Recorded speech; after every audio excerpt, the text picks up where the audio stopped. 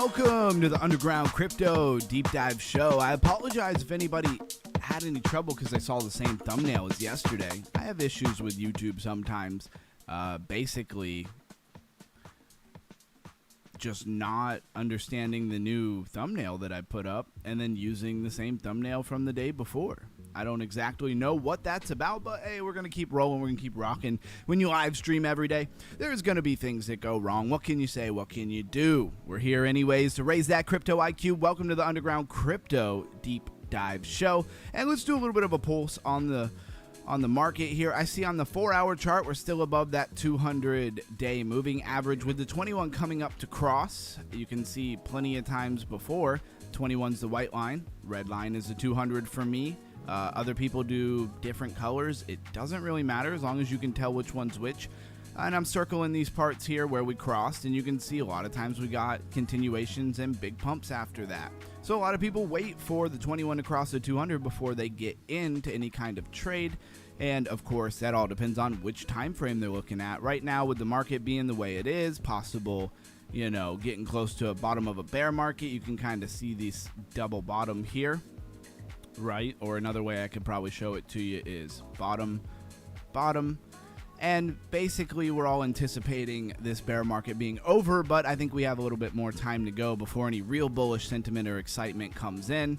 I mean, right off the cuff, you see from this wick to that wick, and then we'll grab the same tool, do it again down here on the RSI.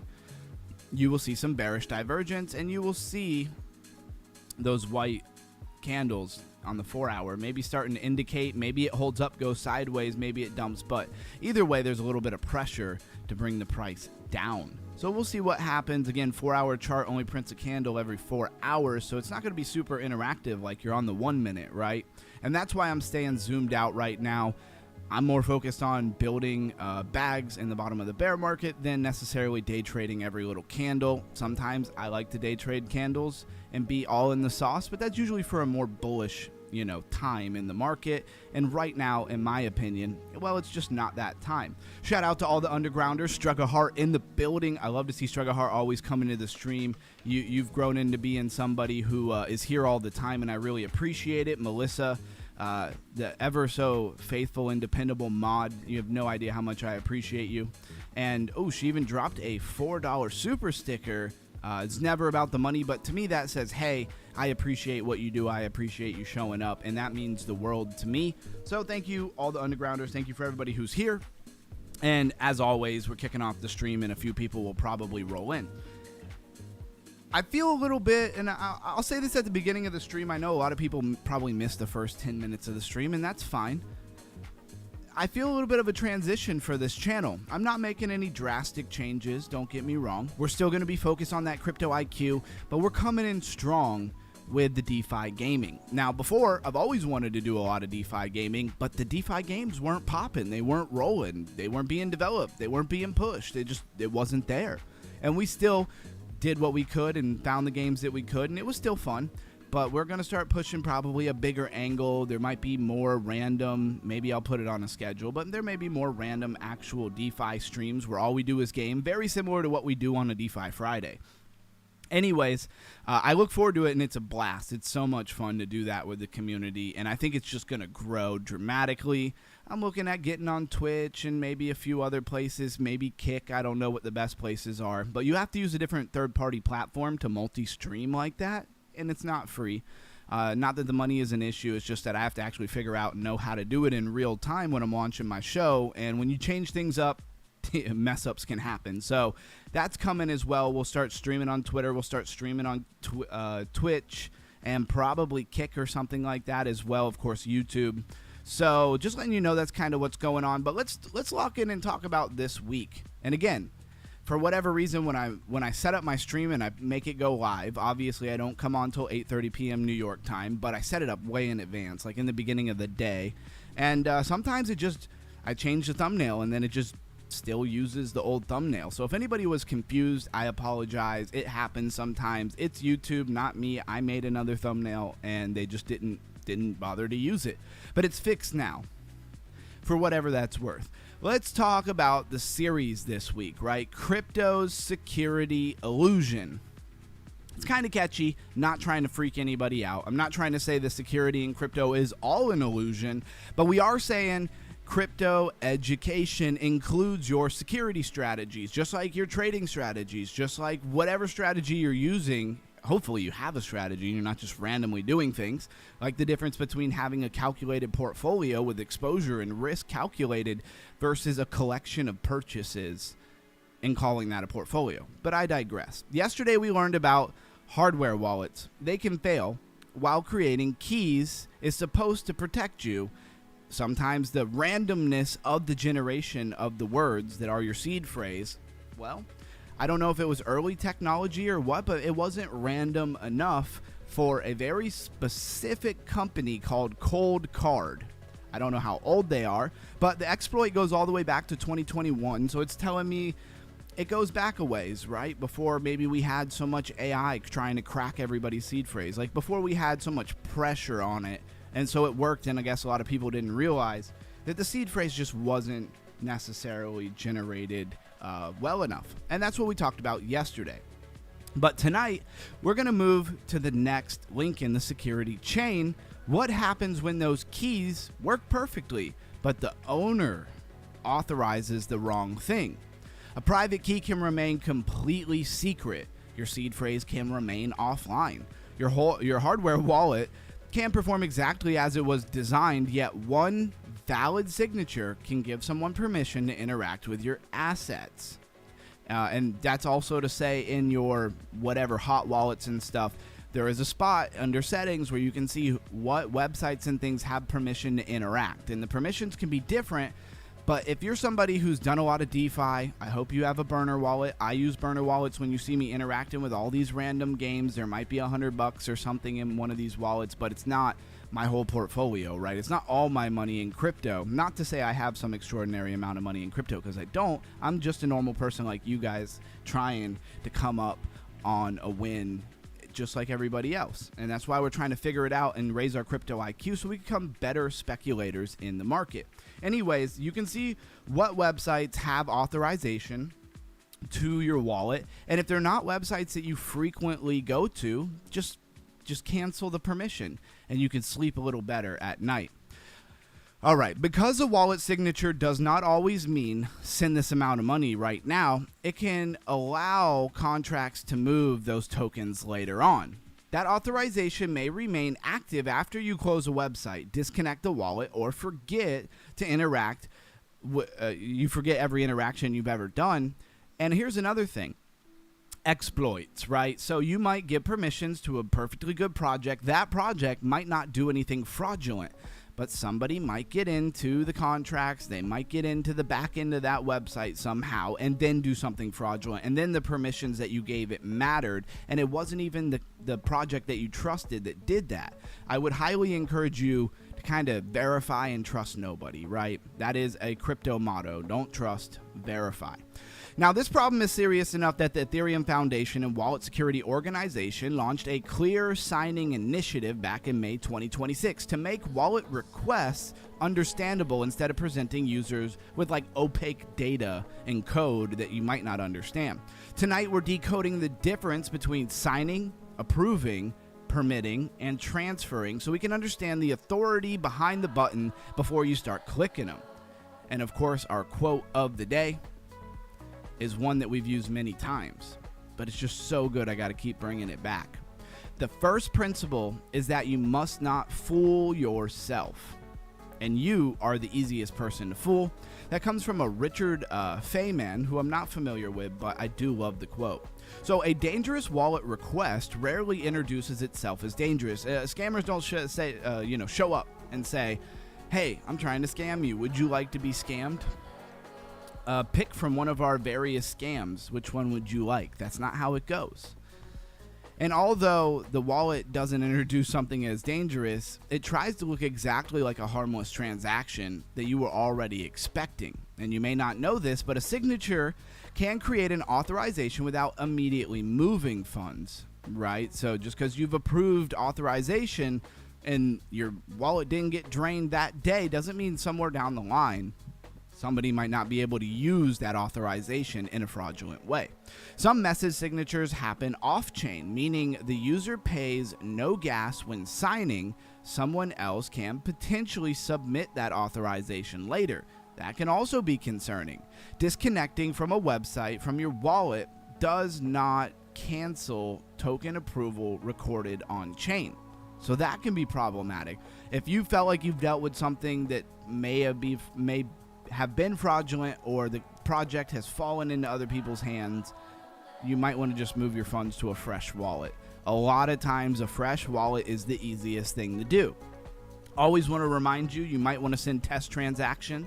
Don't, like, if you have, I don't know, an amount of money you consider to be a lot of money. Could be $100, could be 100 million, whatever it is. Maybe don't send all that money at one time on the first transaction to your new wallet. Maybe do 2 or 3.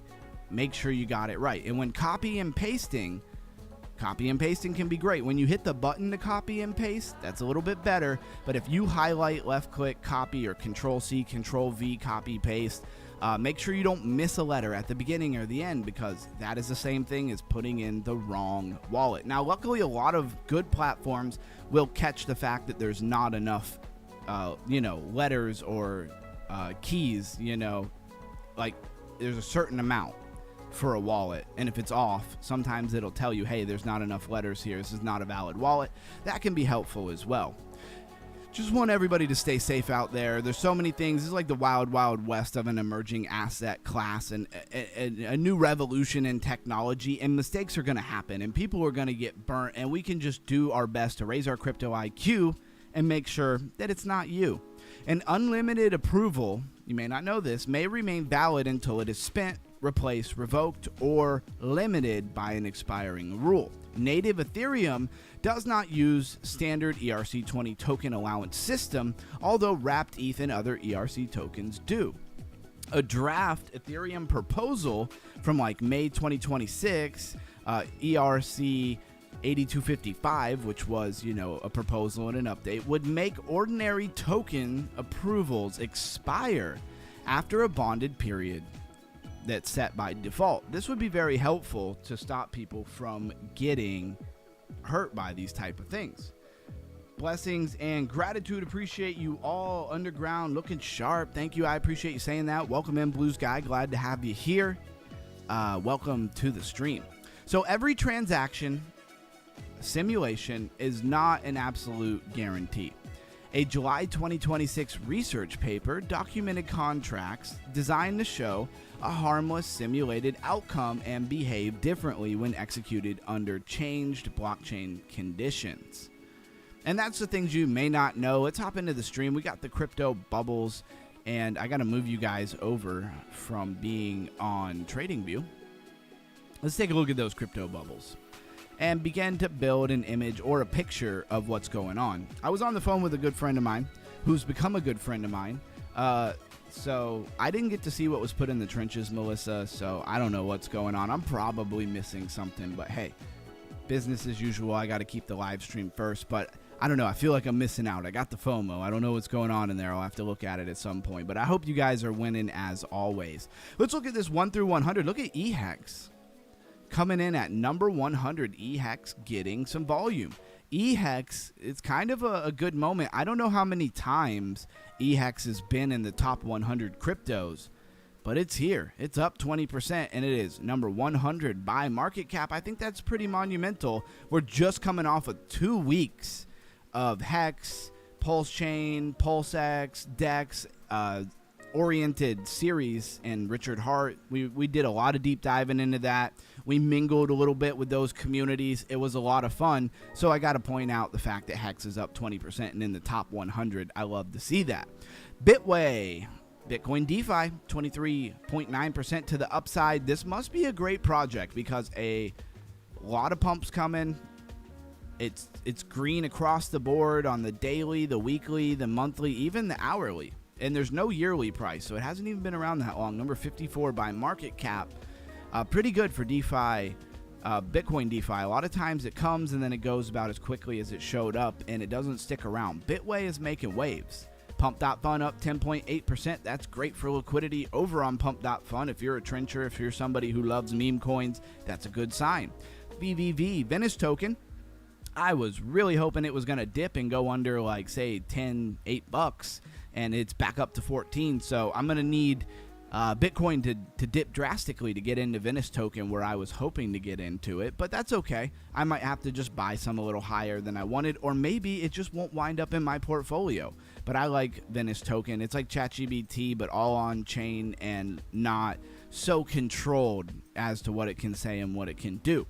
Pulse, of course, if eHex is up, PulseX and Pulse itself are up. We love to see that. eHex as well. You have, now why would you have an eHex over here, number 155, and then have another eHex as, you know, number 100? Well, they're on different chains and things like that. We learned a ton about that. I hope you guys got a lot out of that whole deep dive. I know that I did.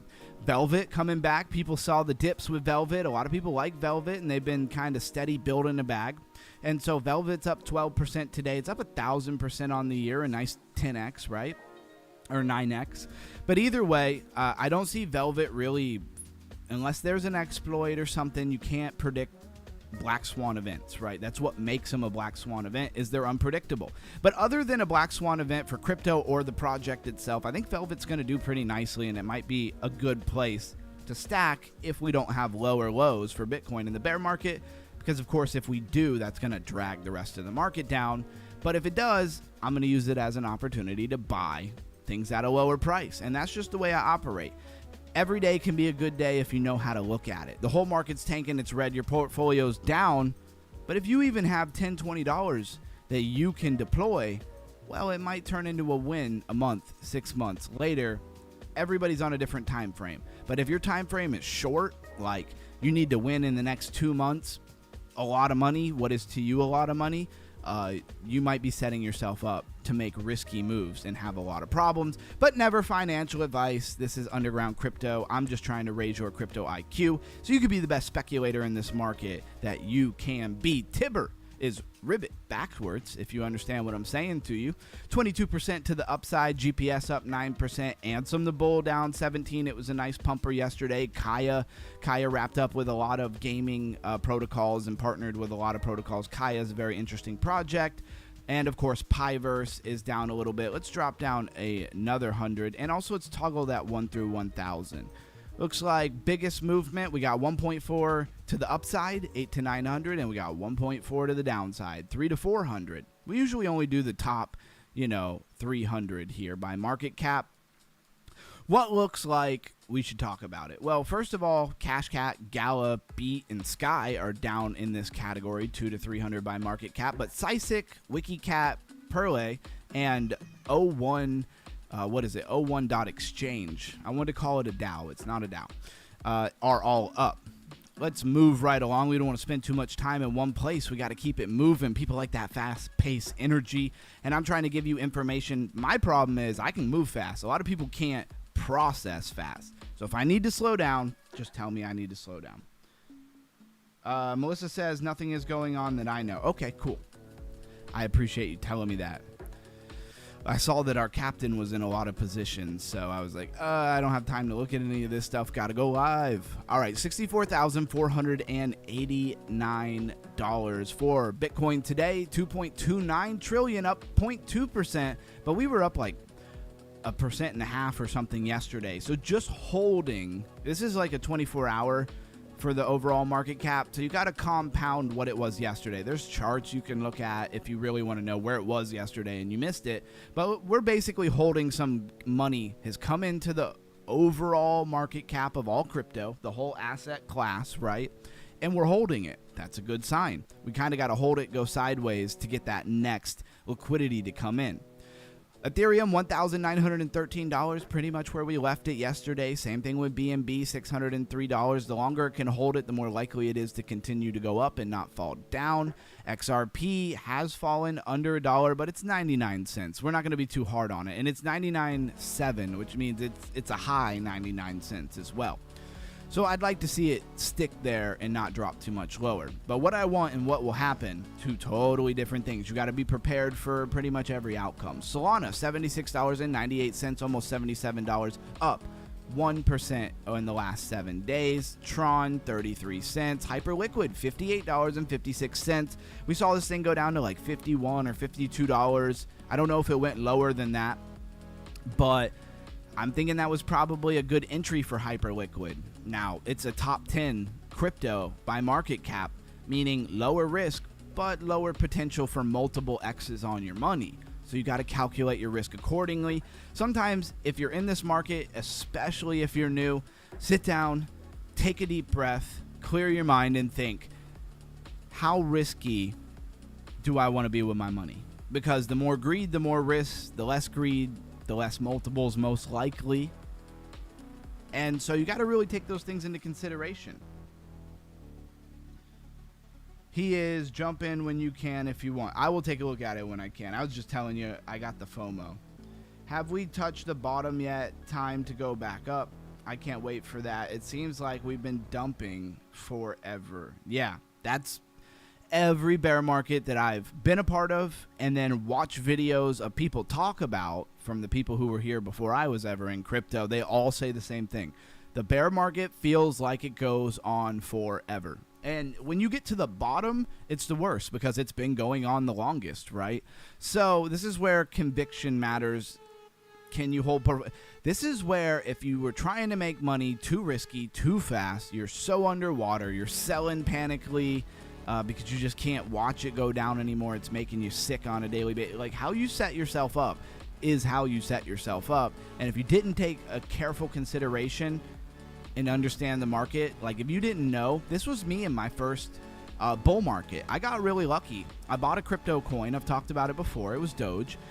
Just randomly on Robinhood. I'm not going to tell the whole story here right now again because most of you have heard it. But then we immediately went into a bull market. And by immediately, I meant over the next couple of months, things started to pump. It really didn't take very long. And I saw Dogecoin go from 0.002 to like 75 cents was what it topped out at. And it was amazing. But I didn't know because I didn't have a high crypto IQ. I didn't know anything about crypto. When I bought it, I didn't even know what cryptocurrencies were, right? That we had a 4-year cycle. I didn't know a bear market was coming. Nobody had told me yet. And so I held it not knowing and watched it go way down. And that is kind of what I hear most people do because you watch it go up, you think it could go up forever. You don't realize you're going to have a 2-3 year period of watching it just be going down and bottoming out. I am getting off on a little bit of a tangent, right?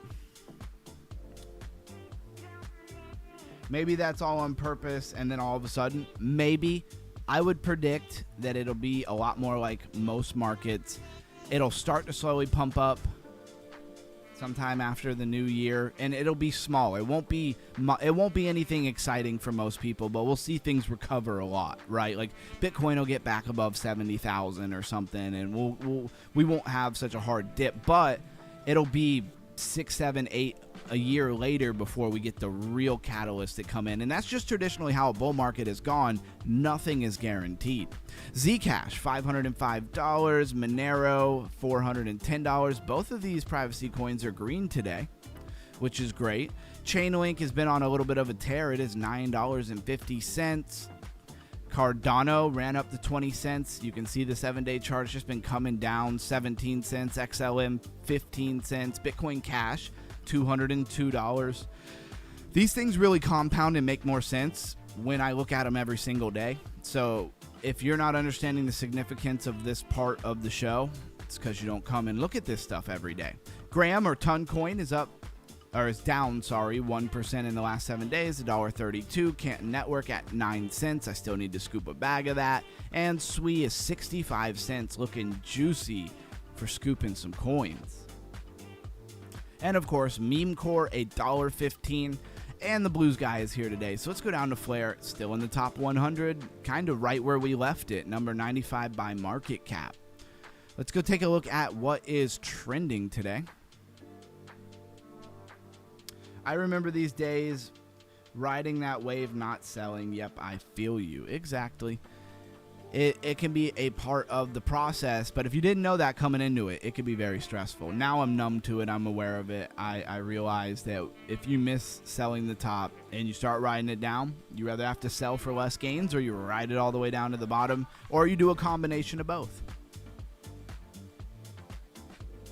Hit that coffee. Much needed. So, trending today, WikiCat, MemeCoin, Pump.Fun, home of the meme coins, Venice Token, XRP, BitTensor, Kita, Hyperliquid, Morpho, lending protocol, and yield-bearing protocol, Solana, the Black Bull, Ansem, if you know, he's a popular KOL over on Pump.Fun. Black Bull is a meme coin. Pawns, which is, I guess, the home of Robinhood meme coins right now. It is a launch pad, although a lot of big launch pads like Pump.Fun, they still have all the coins from all the different chains, usually Perlay, Nocchain, Aerodrome, and Jupiter. Which one of these coins is just screaming like we should really look at it and I should tell you what it is? Maybe Kita? Kita's down 35% in the last 7 days. So I'm not telling you that this coin is super bullish. Don't misunderstand. We're just looking at what is trending. So we have base contract here, layer 2 on Ethereum. We got the website. It is a smart contract platform, layer 1 payment solution, stablecoin issuer. Those are some good narratives nowadays. I can see why it's maybe trending. It's trending, but it's not pumping. There's a difference between top gainers, top losers, and of course what people are searching in a search bar. It might be setting up for a nice pump. I don't know. I know that stablecoins and things like that can be a great narrative. I don't know a lot about the project. There's so many things in crypto. I don't know how, tied in with the regulator they are. Are they going to get shunned once all of that regulation comes through? Are they set up to be a part of it, or are they on the outside looking in? The unifying layer to modernize global finance, purpose-built to connect institutions to the digital era. We got institutions, fintech, and developers. So integration and partners. Products we're building to help you scale and succeed. You got Kita Personal, Kita Business, and Kita Checkout. This is like the light version of a deep dive. We're not going all in on this project. If there's a project you'd like me to do like an all-in deep dive of, one, we have the members only live stream, right? So that's a place you could come to. You do have to have a membership. They're $3, okay? I understand people can be from countries where $3 is a lot of money, but for the majority of the world, $3 is a drop in a bucket, right? It's not a lot of money. So if you want to come to the members only live stream and talk about a project, if you want to talk about a project here, I'll give it a little bit of attention. It'll get a lot more attention. Or if you join our Discord, which is a free link in the chat and the description, we can talk, and I may even do a whole video on something. If you're interested in it, that means other people are probably interested in it. So that's Kita, layer 1, smart contract, stablecoin issuer kind of project. I can see why that could do well. And it's on a dip. It's down 35% with only $37.2 million in it. But you have to do your own research. And you can't really do your own research if you have a low crypto IQ. You could do all the research you want, but you probably don't even understand the words on the page. What does interoperability mean? What is homomorphic encryption? What is zero-knowledge proofs? What are all these things? What do they mean? What is computation? These are all important things to understand, but I highly encourage you not to be intimidated by them. They're just words with definitions. Once you get the definitions, they're not that complicated of a concept. Interoperability, I use it as an example all the time. You guys have heard me say it a lot. It just means things that work together. Is that a hard concept to understand? No, it's not, okay? But if you just see the word and you don't bother to go look it up and raise your crypto IQ, it could intimidate you, and I've seen it happen to people, and it's a little bit sad because I know that they can understand things working together. I know people can handle that. All right, Fear and Greed Index is at 46. Melissa says, I still have my flare, isn't going anywhere. I also still have my flare. 333, my fellow lifer givers gang, Chris Goss in the house. Welcome in. I love that you always stop by. I don't know if you hang out, but you always stop by and drop a chat, and that means a lot to me. I appreciate you. I just want you to know that. We are in the yellow neutral zone, which is pretty cool. we haven't spent a lot of time here as of recently. You can toggle like a 6 month or even a year, and you can see where we spent time in the yellow and where we didn't. It shows a lot more yellow than I think that we've actually had. Yeah, that's interesting. These bars over here are yellow, but when you highlight them, they say 29, and 29 would be in the fear, not the neutral, where like this orange here says, yeah, it's very interesting. The colors don't coordinate, I guess, which you would think that the colors should coordinate here. 11 fear and greed index would be an extreme fear. These should be red. Anyways, it doesn't really matter. This is a number I feel like you should just keep in the back of your mind. It's a measurement of sentiment in the market. We touch on it every day on the live stream, 6 days a week. Look at that right off the top. 3 projects in funding rounds. I've said it many times, CryptoRank operates a little bit different than like CoinGecko or CoinMarketCap or any of those kind of things, because it is very centered around institutions and seed rounds, token sales, funding rounds, ICOs, IDOs, those kind of things. It shows you venture capitalists, angel investors. I might have overwhelmed somebody, I apologize, but we're going to break it down for you so you can understand. So we look at a new project like this one. See, it says NA. We have no information. Why? Because there is no token. Is a token coming? I don't know. Twain. That's the name of the project as far as I know. I might be saying it right. I might not. Doesn't really matter. In my opinion, maybe it matters to you. 2.95 million total raised. We got some venture capitalists here. No tier ones. I like CryptoRank for the fact that it puts them in tiers and lets me know, like, who is this guy? So I don't have to go, like, look up every single one of them. Are they one of the big players, or are they a small player? Are they somebody with a great track record of picking great coins, or are they just like a random new person with some money? Just because you're a venture capitalist doesn't mean you're good. Venture capitalists lose money too. They go under like another business would. Anyways, all tier 3s, which tells me that this hasn't grabbed the attention of some of the big players in the space. That's the information that I'm extracting from the data that I'm getting. Decentralized credit delegation protocol for reallocating borrowing capacity on DeFi. So your lending and your borrowing and your yield processing type projects sounds like somebody who can come alongside them and help them with some different things. So it is a service. Now, we could go to their website, but before we do, let's come down here and see if we can get a little bit of a better understanding of what the heck this thing is. The protocol separates collateralization layers from credit utilization, allowing liquidity providers to delegate their idle borrowing power to borrowers who require additional leverage. In this system, liquidity providers receive delegation fees for providing capacity, while borrowers utilize this capacity to execute trades without supplying the additional underlying collateral. There's so many things to learn. Why is this important? Well, the first thing I would say is if you've seen some tech guy on a magazine or something and he made $100 million and stuff, this is how they do it. Whoever this is who made this project saw a need for something that most people probably would never see, and maybe they were a developer, and so they got in there and they built something that they felt could be useful and needed in these type of markets and space, and they'll probably make money. I mean, they've raised 2.9 million so far, so they'll probably do something. My point is, like, good business finds a problem, looks at that problem, solves the problem, brings the solution to the problem to market, and the market decides if they make money or not. A lot of people do not understand business in this capacity. We have Botanica. I love the name, and I love the, like, pine trees, I'm assuming that is. They have a really cool logo. I like that logo, but still nice and simple. Let's take a look at our funders. Again, tier 3s and under, so I don't bother to really read those names. 3 million raised. Not a lot of money in this space, but it's definitely enough money to hire developers and keep a business rolling.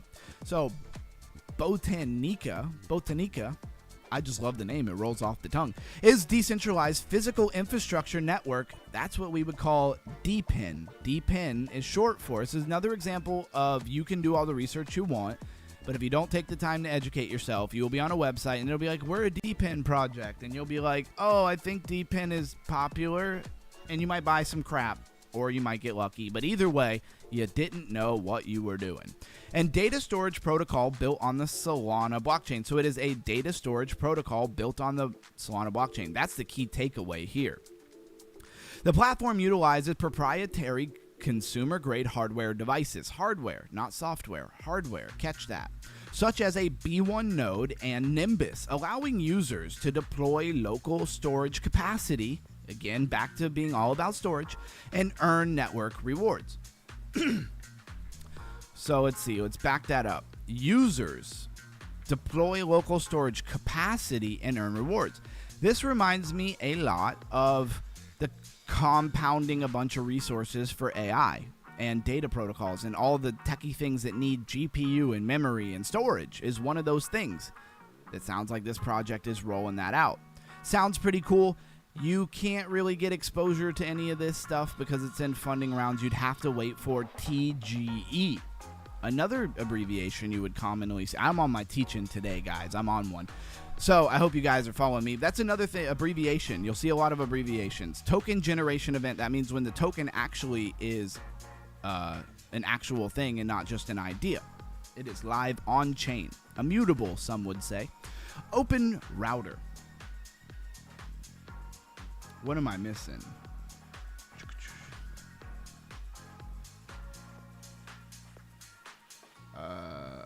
Okay, CCP came in the house. Now I understand what's going on. Yeah, it says, I stopped adding to my bag, of course. I never stopped believing. So many coins. I feel I missed out the past 2 months that I've been away from crypto.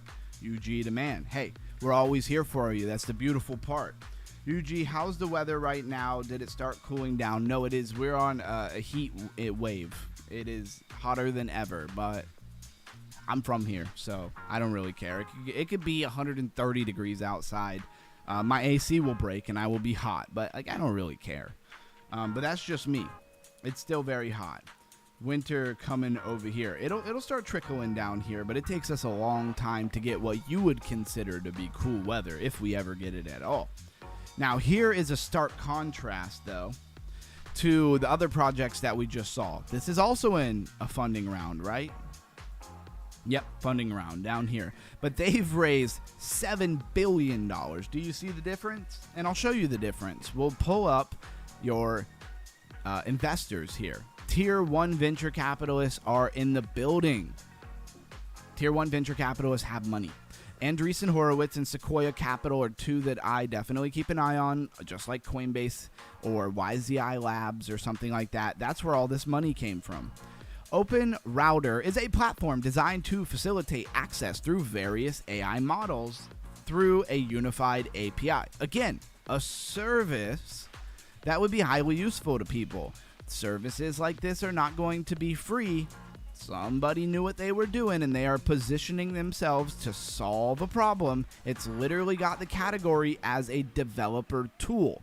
I don't know why I'm going so hard on this tonight, but I want you guys, I'm painting a picture. I'm trying to get you guys to understand something about why this stuff matters when it's not the latest meme coin craze for you to go buy and hope that it does something. This is far more realistic, far more real business, everyday down to earth stuff. That doesn't mean that they're guaranteed success, and it doesn't even mean that there's going to be a token that you're going to be able to buy. It could just have a bunch of insiders and venture capitalists and never have a token that you ever get to be a part of. That is what it is. But you can still understand the technology and understand why it's relevant. So, Enclave is another one in a token round. We are very focused on things like that are in funding rounds and IDOs when we're over here. Enclave is an open source protocol for coordinating the various actors and composing the various components. There again, it is a service. It is zero knowledge proof, which is a blockchain technology. It is the evolution of things like roll-ups, optimistic type of mentality to a zero knowledge type of mentality. Open source protocol for coordinating various actors and composing the various components necessary to create encrypted execution environments, which is very different from what we were using before, which is trusted execution environments. And I'll leave it at that because I'm not trying to turn this into a developer's, show. I want the everyday person to understand it. Here's another one you might know, Strategy. Anybody know of a company called Strategy? Anybody know a guy named Michael Saylor? I'm not in the chat right now, but let's see what's going on.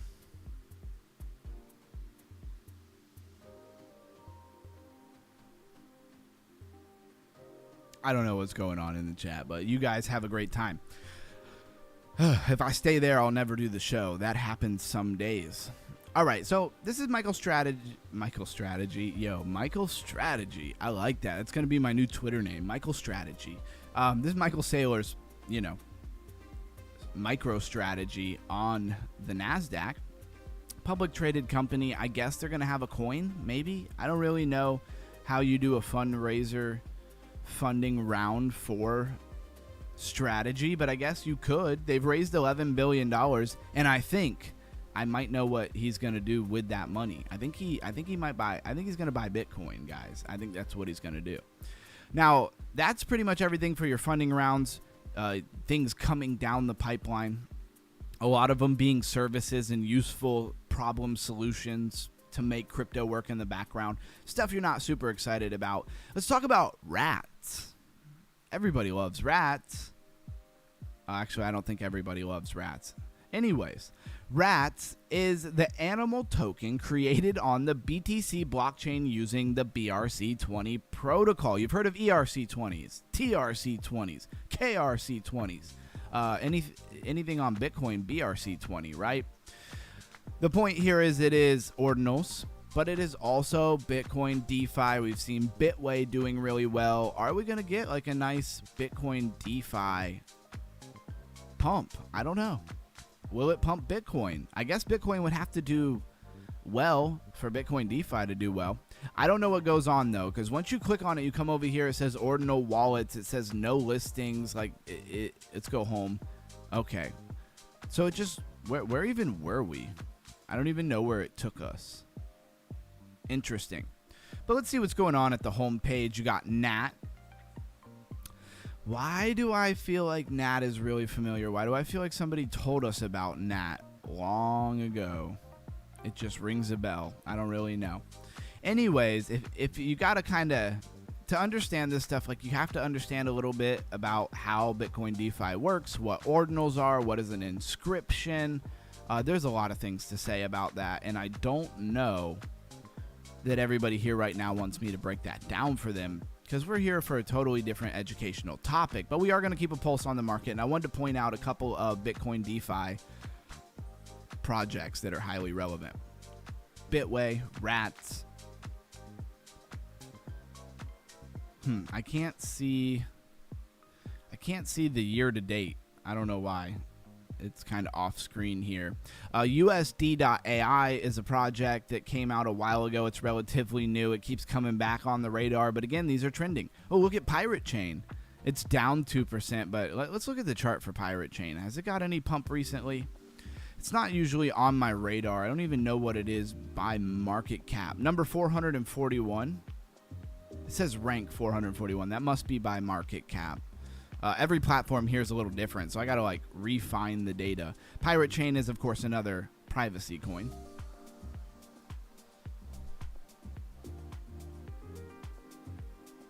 Give that rat a shotgun in the logo. Okay, ain't touching that. Back to the IQ raisin. UG almost got canceled. Golden Lasso of Gats. I'm not sure what you guys are talking about, but CCP, he's always trying to get me off track. He's hilarious, though. I love when he comes to the stream, but he'll be saying some wild stuff, and so I gotta dodge. I gotta dip. I gotta evade. I gotta bob and weave. I gotta make sure he doesn't get me. He didn't get me off track, because I got a lot of stuff to say to you guys. Because I want the people in this community to have the best crypto IQ and be the best speculator you can be, best well-rounded. You niche out into whatever you want to niche out in. My hope is that you come here, you learn, and then you find something that you fancy, you find something that you really like, and you go deep into that. Hey, if you are in the Discord and stuff, I'll come with you. We'll look at stuff together. And then we'll bring it back to the community, the stream, everything that we find, all these different people. This is my vision moving forward, and has been from day one. All of these different people who like different stuff, right? Blues Guy's got the Flare ecosystem, you know, everybody into different things. That is an example. And then when things start moving and categories start popping, and it's AI, and then it's DeFi games, and then it's this, and then all of a sudden we're like, hey, we need people.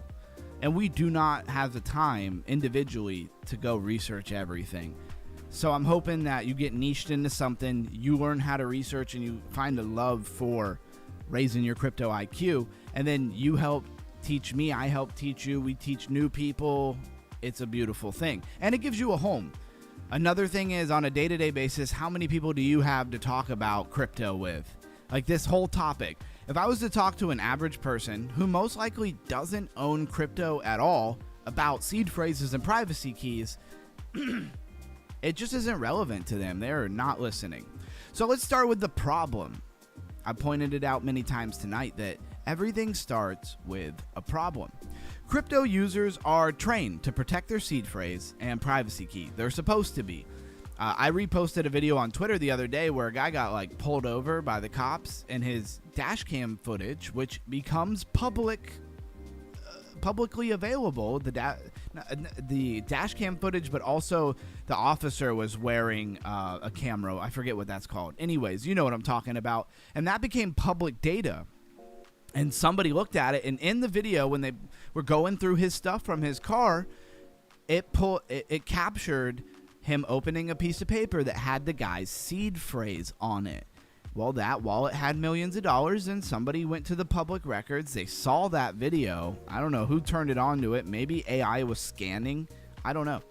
Either way, they went and drained his wallet. And technically, I would think the cops are on the line for that. The department should have to pay him money because they put his money at risk. It would be the same as if like they gave his banking information to the world. They should be liable for that. But this is an emerging asset class, and getting lawyers in a courtroom, please understand this when it comes to crypto. Getting people in a courtroom who know what the heck they are talking about is almost impossible to do right now. As many of your lawyers and people are older people, and they don't know anything about none of this stuff. But many are never taught that signing is the moment those protected keys exercise their authority. So you have seed phrases, you have private keys, but then you have an exercised authority. Very important. Wallet interfaces frequently reduce complex permissions to one familiar button. Sign, confirm, approve. That's what we're used to. The user sees little or no intermediate transfers and assumes nothing dangerous has happened. But the wallet may have created a durable authorization that can spend later on, can be used to spend an authorization, and that can be a problem. And I'm right here with you. I want to learn the ins and outs of this because I want to know how much of a problem this is. Shift the question, right, from is this transaction sending money? That's the basic low IQ question. We want to switch it to what authority does this signature create, and for how long does it create it? Before signing, a user must identify the requesting website, the network, verifying contract, the spender, the affected asset, the maximum amount, the expiration, which I don't even know exactly where to find that, so I'm right here with you learning myself, and the exact function being authorized. And this may feel like a lot of work. This is when everybody says when adoption, when moon, when are we going to moon? Well, we're going to moon when everything is adopted, and the reason why it's not being adopted is because you become responsibility.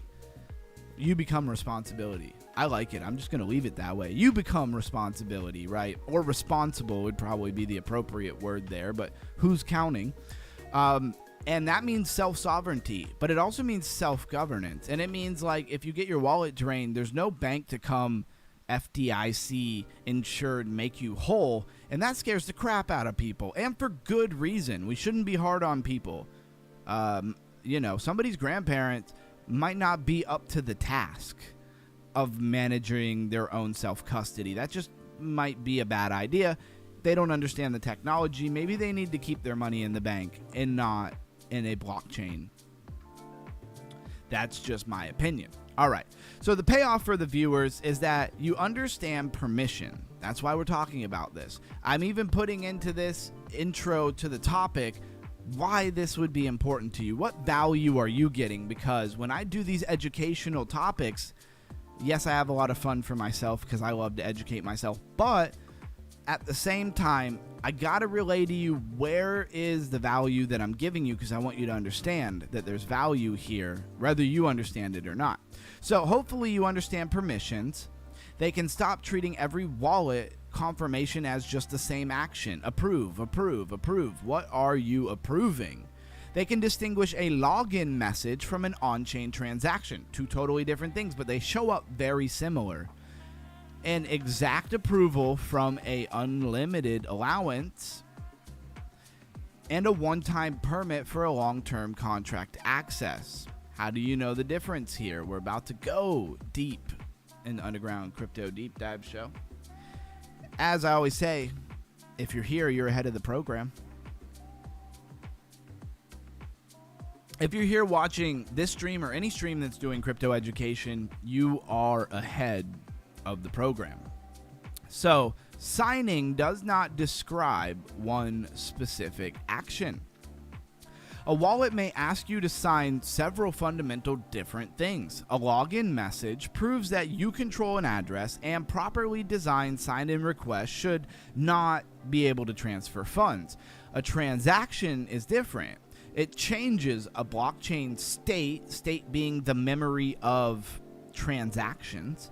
It may transfer assets, interact with a contract, create an approval, or perform several operations all together.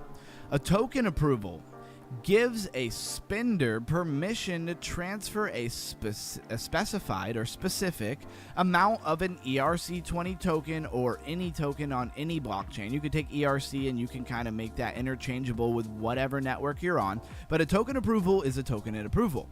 A permit signature creates a signed authorization that can be submitted to the blockchain later. The button may look similar, while the consequences are completely different. How's everybody doing out there? Roll call 111 in the chat if you are listening. Do I have your attention? Are you not entertained? And I should say, are you not educated? I don't know. Because I understand that this is not like me up here doing a TikTok dance entertainment, but this is raising your crypto IQ. Hey, yo, Campsta in the house. Welcome in, Campsta. Thank you for being here. Do you know how your wallet works, or do you just click buttons? And if you're on a centralized exchange, maybe you don't use a wallet a whole lot. But at some point, you're going to come in contact with a wallet, and it's only going to become more and more popular. Another issue here is, oh, look at that. Reliable J in the building. What's up? 111. Glad I have your attention. I think this is a great topic. Anybody who's real every day using Web3 and stuff, you understand how important this is. I don't have to explain that. But for the people in the back who maybe are very rarely interacting in a Web3 environment, this is sauce, all right? I'm telling you, you'd be better to understand this now versus later when you get took and your wallet drained. But you do you. How an ERC20 approval works. We're using ERC20 as an example because it's the most commonly used type of coin. But of course, it can be slightly different for other networks, but it's going to rhyme, right? It's going to be very similar. So a simplified relationship is the owner grants allowance to the spender. The token contract records something similar to, and this is the more technical, allowance, owner, spender equals amount. The spender can later call transfer from owner recipient amount. So this is where you give permission to spend the money. The spender then takes the money, and then you get whatever it is that you were buying, right? Say you were buying something in a game, an item, an NFT. This process happens first before they release or send to you that NFT or whatever item it might be. The original approval does not need to transfer the tokens. It creates the authority that makes a later transfer possible. This is the part I'm trying to get you to understand. Maybe you can walk with me, maybe you can't. Why unlimited approvals exist. So exact approvals require users to approve only the amount needed for a particular interaction, where an unlimited approval allows repeated transactions without creating another approval transaction each time. This saves time and gas and creates a smoother application. What comes to mind for me immediately is Fogo phishing, but not Fogo phishing as this little, kind of Fogo phishing coin mining thing, but the Fogo wallet itself. It's basically what it's doing. You go to session, you pick like 1 week, that's its longest duration, and then you hit update limits. It's going to toggle, and you guys can't see it, I'm sure. And I hit approve, and then it updates the session, and it's going to last a whole week. This is not a one-time approval. I am giving it approval in a capacity. Now, it is limited to a week, which does help, is good for me because it's not unlimited forever, but it's kind of unlimited for a week or an hour or whatever it is that I approve. Now, this is a burner wallet type of deal. Like, I don't have a bunch of money in it, so I'm not stressing about that unlimited capacity, but the whole point of it is to save time and gas. And that creates a smoother application. And people like to save money, but they don't know all the time at what risk they're saving money. And that should be very important. So if you're dealing with a protocol like that, you're not going to want to give your main wallet or wherever you're storing what is to you a lot of money, that kind of unlimited transaction. But convenience increases the potential blast radius, right? If the approved spender becomes malicious, if somebody gets into Fogo, well, they could abuse that power. Gets exploited, or a fraudulent from the beginning, which sometimes they are fraudulent from the beginning, the remaining allowance may be available without another approval from the owner. Ethereum's security review notes that many wallets and applications have historically defaulted to approvals with extremely high limits and no expiration, and that has been a problem. I do want to clarify, I'm not accusing Fogo and their wallet. Like, I don't know what security they put into Fogo, not Fogo fish farming, like the little project that I'm messing with, but the wallet itself, that is kind of heart and brain of the whole technology, right? I don't know what they've put in there. I'm sure they've thought of these things, but you can't guarantee that they put things in there that are going to protect you, because maybe they did, maybe they didn't. You have to go find out, and that does take some time and some energy, and a lot of people just don't have an abundance of time and energy, which is totally understandable.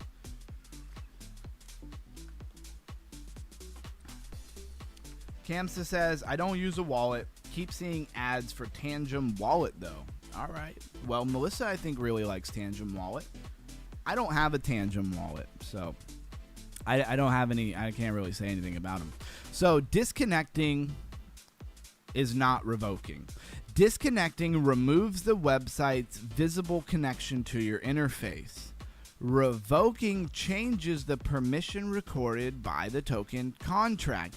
So if you're going to go disconnect, that's a good start, but you really want to make sure you're revoking permissions, right? They're not the same action.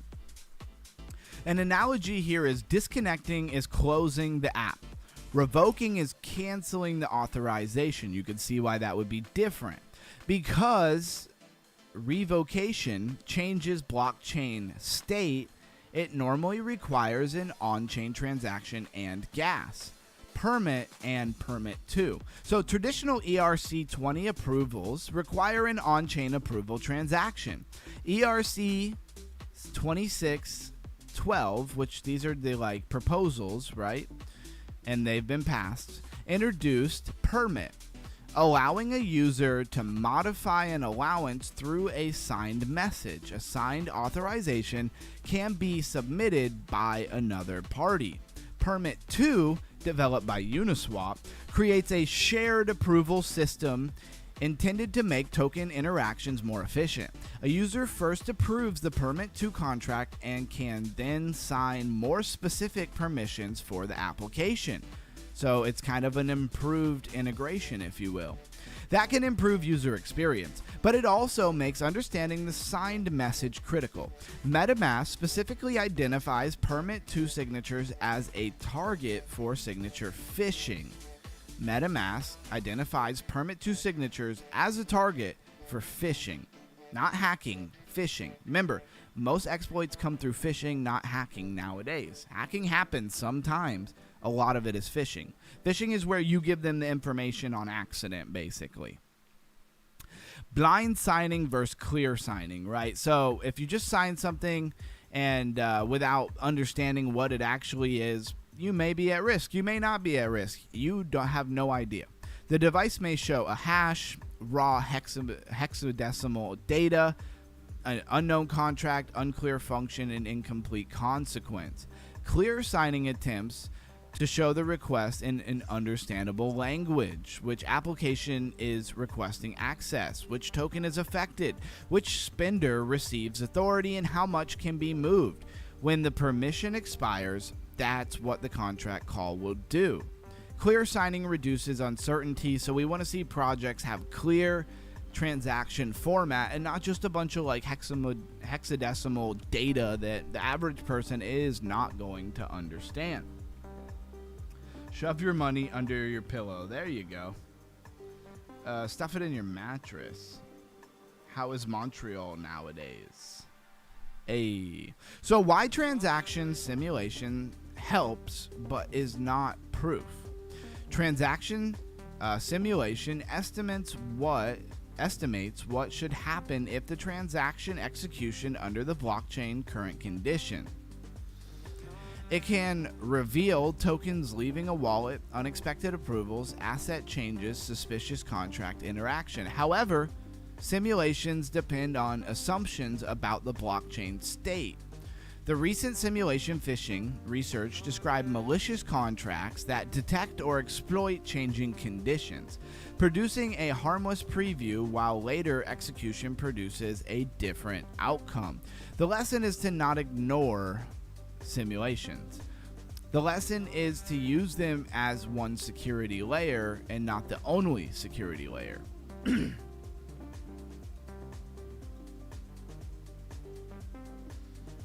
Oh yeah, I used to have the background white. Yep, they gave us a dark mode.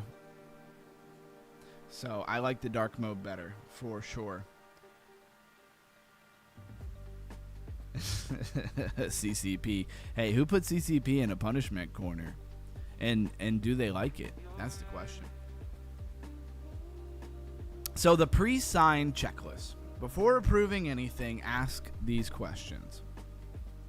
Am I on the exact official domain for the proper website or product I would like to be using? That's number one. And don't click sponsored links, in my opinion.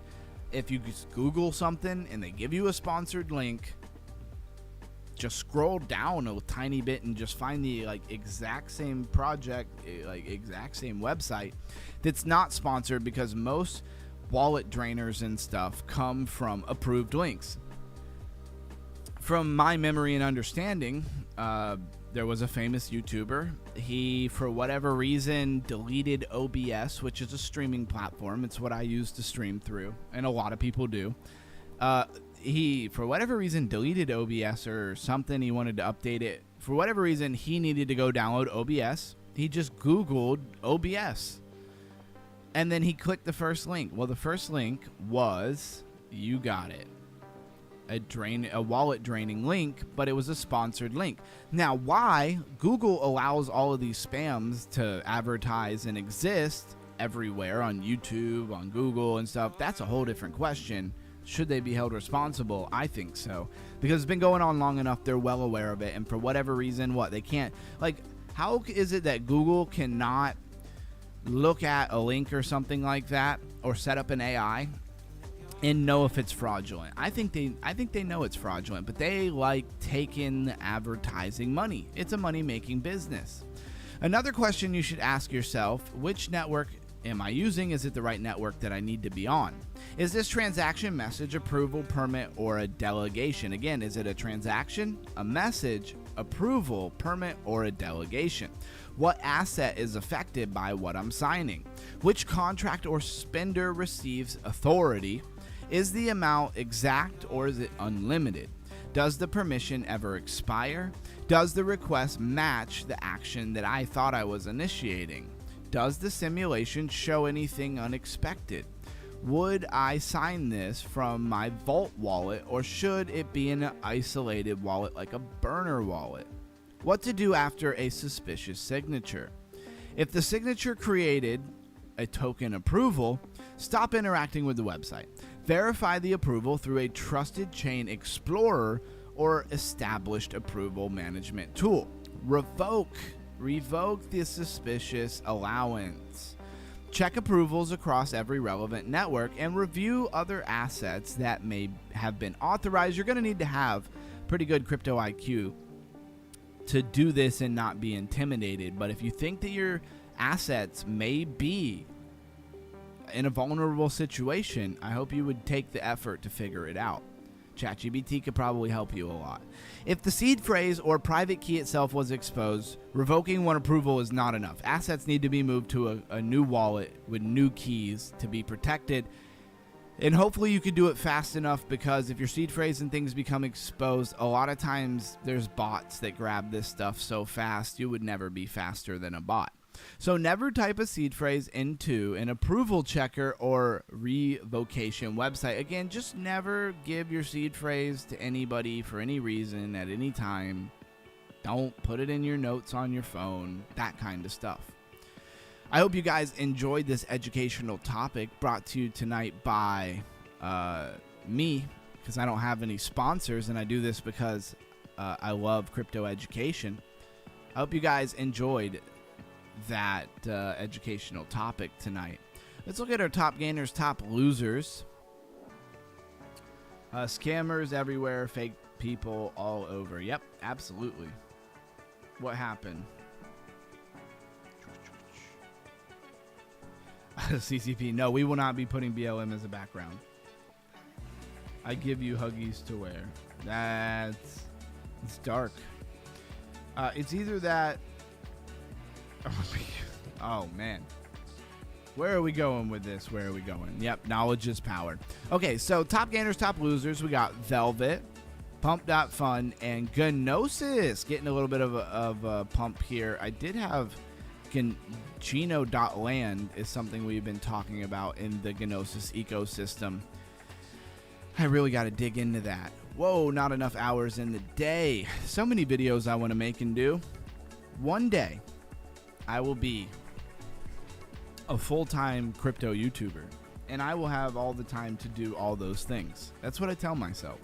So Decred BTSE token, don't know what that is. And come on, Jasmy Coin, you just got the tiniest pump and you're going to give it back already? Jasmy Coin has been in the toilet. It's rather the best time to buy it, or it's going to dump in the bull market. At the top of the bull market, it'll still be dumping. I doubt it, but that would be funny. No, it wouldn't be funny. It'd be something.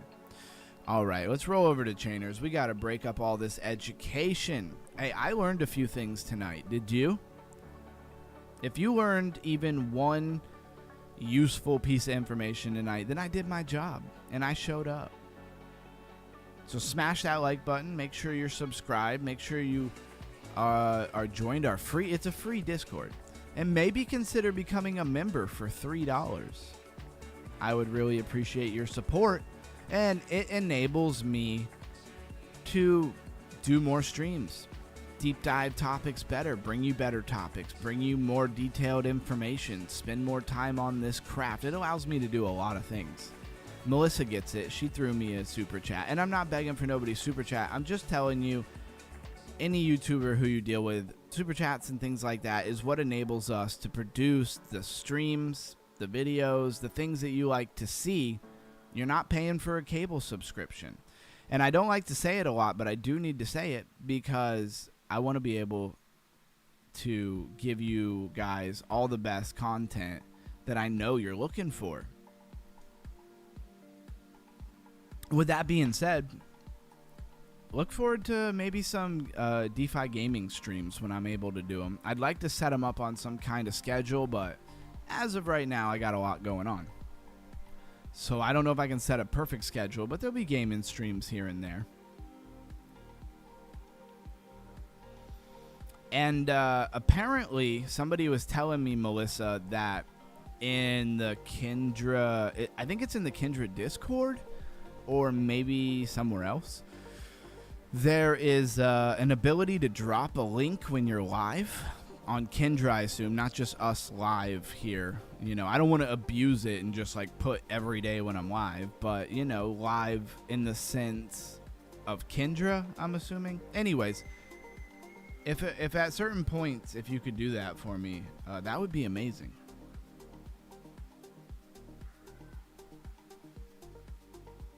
Most painful thing is running from BTC. Oh, rugging. Enough with the low prices. I'm with you guys. I'm ready to see it pump. You got to imagine, when I first got into crypto, the bull market kicked off and everything went bananas. And that was my first experience with crypto. I was like, whoa, this environment is so fast. There's so much money. Everything's pumping. It was amazing. But I didn't have the highest crypto IQ. I was learning, though. I would say, to my credit, man, not at all really trying to brag about myself, but I went looking for people, you know. I went looking for who was out there trying to tell people about crypto. Found all kinds of different people, from BitBoy's channel to The Lifer to some other ones that I used to watch as well. And, you know, I feel like I went after it. And that's how I wound up learning so much that I was like, I feel like I could do a YouTube channel and tell people about what I learned. And here we are. One thing compounds after another.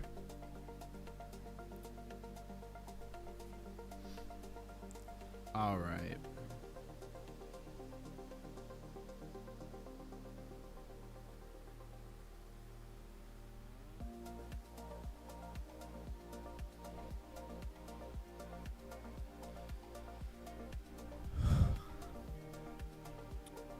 So I believe that this is a little bit of an announcement. YouTube has a thing now where they're going to allow you to have like a trial of the memberships and stuff. And so I think that's going to be coming soon, where I'm going to open that up so people can trial it. Right now, we're kind of bottom of the bear market vibes, and I'm not doing like a members-only stream every day. So I didn't want to open up the trials right now. Again, I feel like $3 a month is a trial. But I want to make sure that I'm delivering lots and lots of value before I do the trial or update, and I'm able to do those members-only live streams every day. Or Monday through Thursday is what I really mean by every day. I wish they would let these characters come out a little faster. I just want to do this, get my 1,000 points, get my free item for my farm, and move on. Because we have really fun DeFi games to play. I don't know. How do you guys feel about the whole DeFi game complement to the crypto education? I feel like it's a match made in heaven, honestly. It's lock in, your brain hurts a little bit, you learn some cool stuff about crypto you never knew, and then we ease your mind with fun DeFi gaming content. Oh, and I learned today what the Kindra Cup is and how it works and where it is. And the Kindra Cup has nothing to do with the racing, apparently. Somebody gave me a little bit of information there. So I want to show that off. We'll get to some Kindra at some point. And I have other games I want to play. That World of Cloudcraft looks awesome. Who told me about World of Cloudcraft? Was it Reliable J? I feel like it was. Man, that game looks fun. Now, how in-depth it is, I opened it, I looked at it, and I went, okay, I'm about to spend the next 4 hours playing this game. And I was already like almost 4 hours into a live stream. And I was not prepared to do an 8-hour live stream. So we shut it down so that I could bring it fresh another day. I think we might start doing like a vote on what game you want me to play on DeFi Friday. Or what games you want me to play. We'll see how that goes. We'll put it in like a poll. And that doesn't always mean we'll only play the game you guys say or pick. But we'll definitely make sure it gets a lot of stream time because we got to show off other things too. There's another game that I haven't exactly played, but I keep seeing, and it doesn't remind me of Kindra for gameplay. It's called like Katara or something like that. But I noticed that they're real similar and they kind of show up in the same circles of people. I don't know what I'm doing right now. I'm just crashing out while I'm talking. Let's let them take us out and let's move on to something else.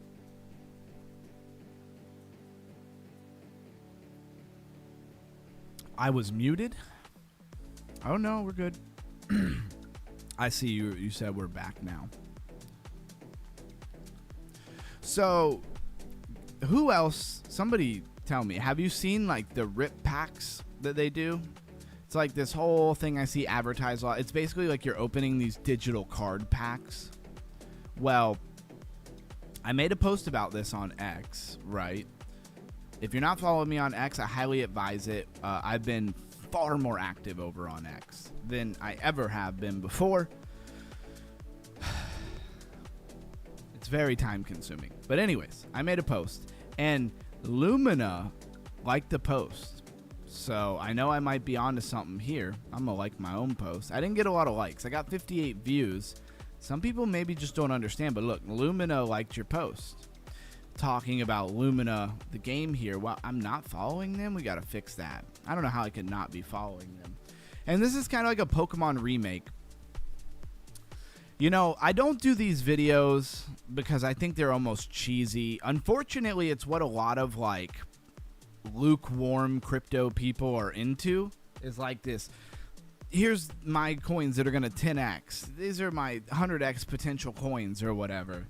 I don't make a lot of those videos, right? But I really wanted to make sure everybody is aware of this because if it pops off, I don't want anybody to say, I didn't tell you. Because we talk a lot about tokenomics, don't we?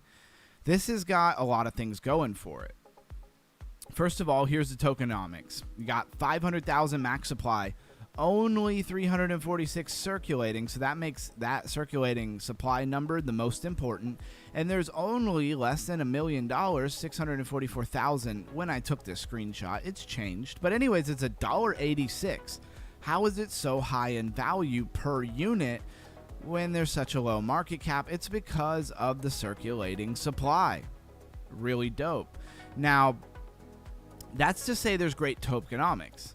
I've played the game quite a bit. I literally have it up down here, right? And when I play it, I've put several hours into it. If you grew up on like the old Game Boys and Game Boy Advance SP, maybe your DS, like Pokemon games, you will like this style of gameplay. You got your gyms, you got your different towns, you got to grind and level up your characters, you got your Lumen, aka Pokemon, right? I like that they did their own thing. They built their own characters, and they didn't just copy and paste. You know, they didn't just make Pikachu and then call him like Electric Rat, right? Because a lot of Pokemon remakes, they remake, but they don't put a lot of thought and energy into it. They did their own thing. I want to give them credit for that. The tokenomics are great.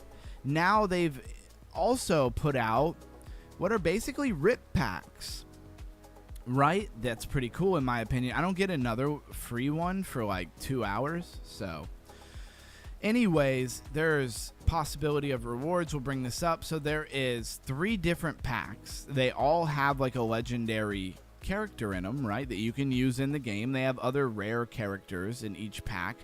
And they have all kinds of different items.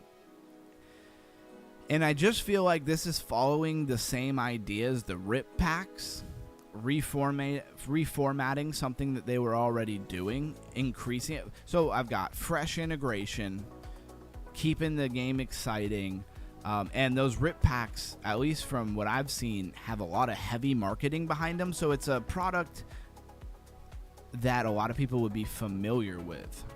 Looks kind of like a normal Pokemon battle. Of course, it's called Lumens. They're a little bit, different in things, but it's essentially the same idea. So I just want to say, I like the project, high potential. If you hold the coin, in order to get like those free packs, a free daily pack to open and things, you got to hold at least 10 Lumina. What does that mean? It means there's incentive for people to buy it, and there's incentive for people to hold it. Well, if more people come online and they have an incentive to buy, that means that market cap goes up. So we have the formula for success. You do what you want with that information. As you can see, I'm holding 50 of them because I think it's an awesome project and idea. And it's high risk in my opinion, but I just wanted to make sure everybody know that because I don't make a lot of videos, and I'm not going to make one probably for like a potential 10x coin. I actually should probably do that. I think I will, but it's not something I do a lot. So when I put one of these out, I hope you guys pay attention. I hope you listen. Sunflower Land. Just playing and showing off a couple of these real quick and doing some of my dailies before we even get into Kindra. Because hopefully, Melissa, you'll go post in the Kindra Discord for me. I know I'm leaning on you. I'm leaning on you a little bit there. But hopefully you don't mind. But first, before we do that, let's go hit the Sunflower Land. I've enjoyed the heck out of Sunflower Land. And then, of course, Yakkamon is coming soon. Where is Yakkamon? Where are we at? Come on, Yakkamon. I gotta tap this egg and get some free points. See if I have any free. I'm just stacking things in the inventory. I've got, resource boxes and just stuff that you're maybe not gonna easily be able to get. Maybe some of it's exclusive. Definitely looking forward to the NFT airdrop. It's a free airdrop. It's probably gonna, if you get like a legendary or a rare egg, it's probably gonna be worth money like immediately. This has gotten a ton of exposure and people are gonna probably want them. So if you get a rare or even semi-rare, right, uncommon, there might be the ability to sell it quick if you're not actually interested in playing the game. There's opportunity everywhere, and we definitely want to capture opportunity. But I'm going to get back to Sunflower Land. I just wanted to remind everybody about Yakkamon, because it is from the same creators as Sunflower Land.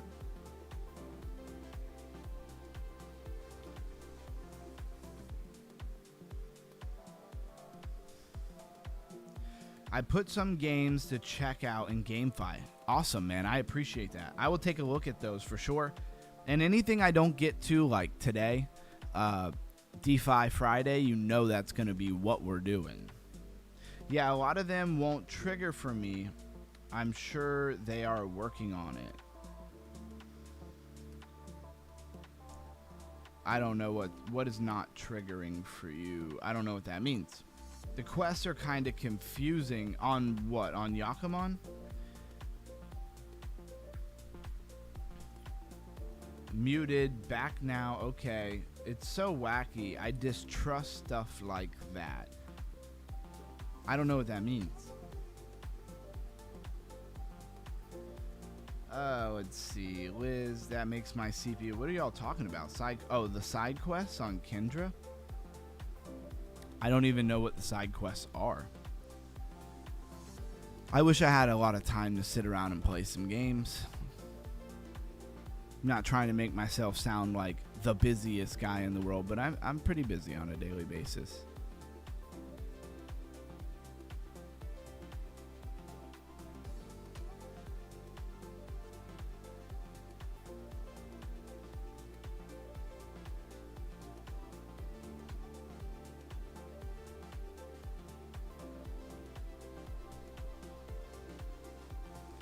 Grow some blueberries, pick up some items. I don't have enough eggs for that. I need to go deal with these chickens. These chickens are demanding, let me tell you. These chickens will demand all the food. Oh, when you feed them, they go back to sleep. I need to go to sell. We're trying to stack some of these. Oh, okay. All right, I need to get more of them to level 2 first. So we're not quite there yet. We do have some level 5s here.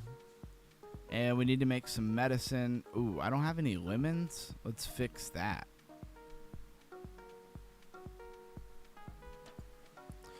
Let's get us some lemons from the store with some flour, like a real DeFi gaming community should be. Project should be. Okay, we need to refresh. I don't know why it's not working. It happens sometimes. You get them at the new town behind the mushroom boss. Buying packs online seems streams with people opening them. Yeah. Oh yeah. It's popular. That's why them integrating that into their game, into their platform is bullish to me.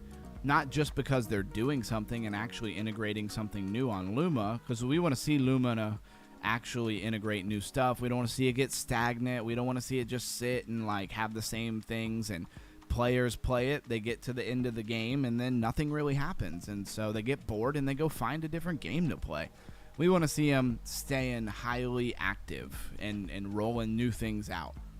That matters a lot to me and to all the people playing the community, right? We need some rakes here. For whatever reason, like, I don't know why they do this. In your daily upgrade shipment, you get, you know, things you would need, but you don't get tools like a salt rake.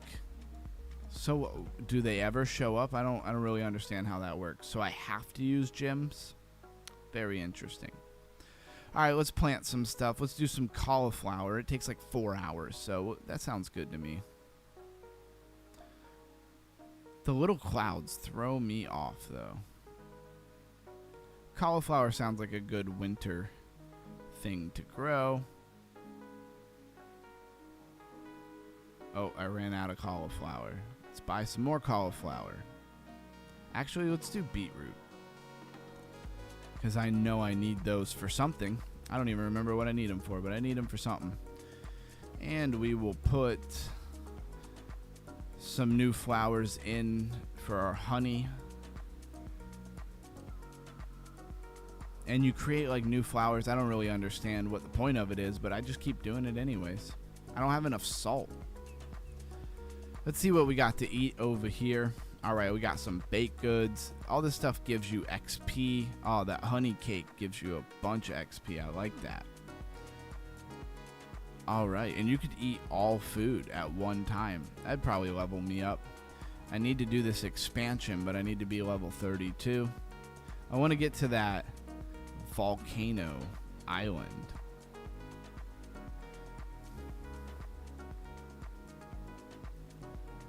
I did buy a bunch of pickaxes, so let's hit all of these. All right. Let's come in here. Let's see what we need to sell.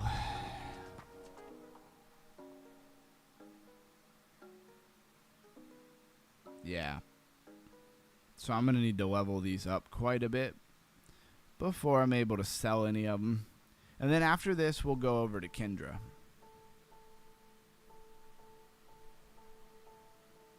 Yeah. Yep. Definitely need gems for the high level stuff.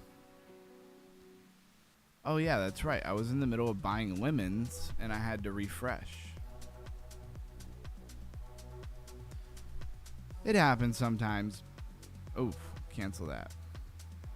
Wow, they were way cheaper a second ago. What happened? Oh well, I'll buy 57 of them.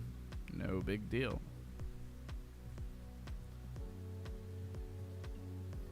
Flour has gone up a lot recently. Probably because so many people are buying the sacrifice for Yakkamon. That's my opinion there. All right, we got the lemons. We make the medicine for the chicken, and now we can feed him. So let's feed these chickens. Oh, we do have a level 5 chicken. Oh, they need 6 and up. All right. And the new, we just had a new launch here for the Ascension expansion, which is cool, but now we have flowers as a currency and stuff when it used to be like just flour and salt. I'm not going to claim I understand every little bit of it, but I'm here for it. Somebody out there is going hard farming all of those flowers or feathers, sorry. I don't have time to focus in on that, but I wish I did. Let's see, what do we got here? Ooh, let's go to the blacksmith. So if you do play this game, I would like it if you would use my link. I don't really know what I get, but it's in the description. But anyways, you have these rewards, and you get the different tier rewards, whether you have VIP or not, through doing the quests. And let's deliver some quests. Let's see what we're able to do. I don't have any blueberries. I'm growing them, but I don't got them yet. We got rice. I don't have rice. We got sand. That reminds me that I really need to go to the beach and go digging for some artifacts, because I will get some sand that way. And I need sand.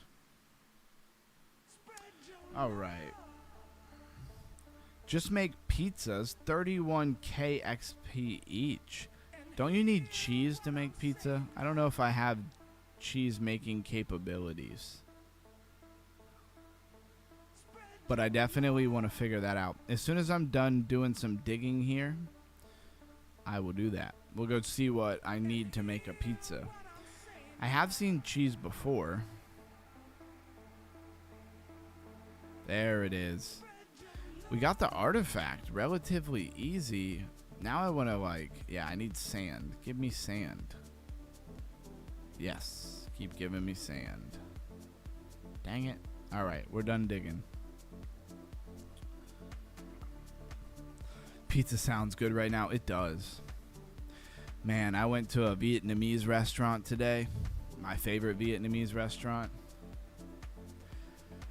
Oh, I could eat that every single day.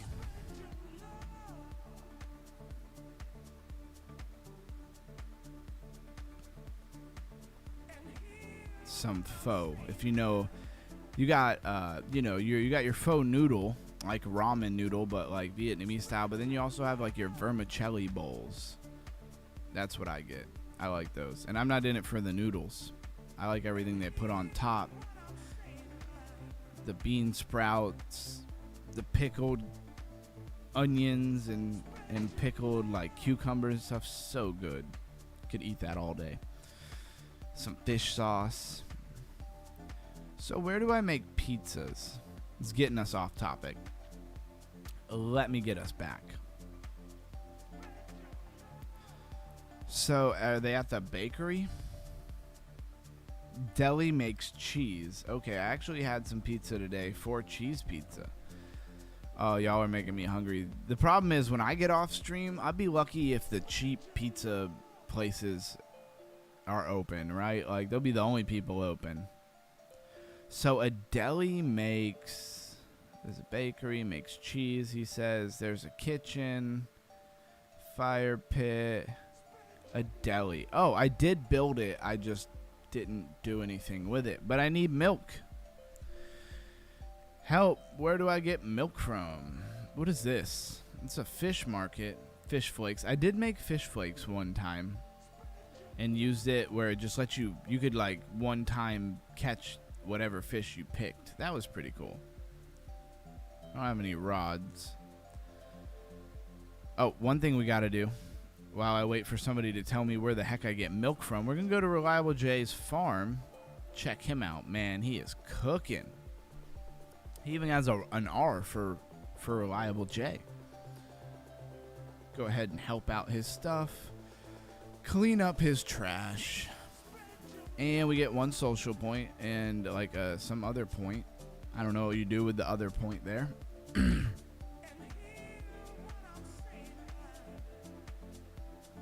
Oh, I actually have some fishing poles in stock. Let's go fishing.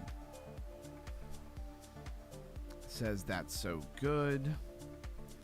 All right, let's do some fishing. We'll do 5 at a time. I think it's easier that way. Let's see what we get. Now, all of these items are used in quests. They're used in different food production, stuff like that. All right. I only have 3 grubs. Do we have anything better than grubs? No, we do not. So we'll use up our 3 grubs first. Add chum to the water. How do I do that? Extras? No. Oh, here we are. Ah. I guess we'll put 2 crabs in there. I wish I knew that before I used all my grubs. How long does that last? Do you have to do that like every time? That's a really cool like add-on that you can add chum to the water and like basically sacrifice some resources. Ooh, look at that. A blue marlin. Anybody who's into fishing, they would be stoked in real life to get one of those. And we'll have to go back to regular earthworms here. Sea cucumber. So, okay. So we have chum. I don't know how long it lasts. Let's go after these 5 at a time here, see what we get. Oh, well, I got a new one. Blowfin. I got 2 of them. I never got that before. That must be because of the chum. See, I learned something new every time Reliable J comes around. Appreciate you. Oh, wait. I got to hit reel.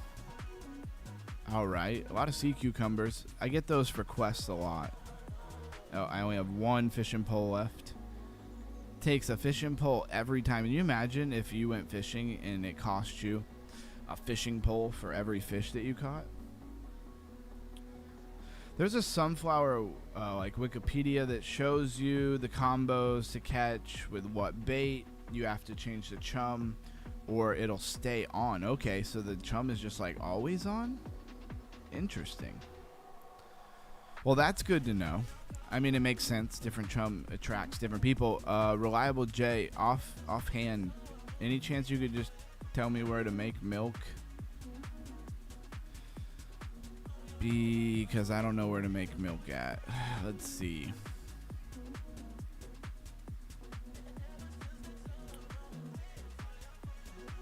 I definitely use that Wiki page for all of these things. It'd be cool if you could drop that sunflower wiki in the DeFi gaming chat. That would be really cool. I would appreciate that.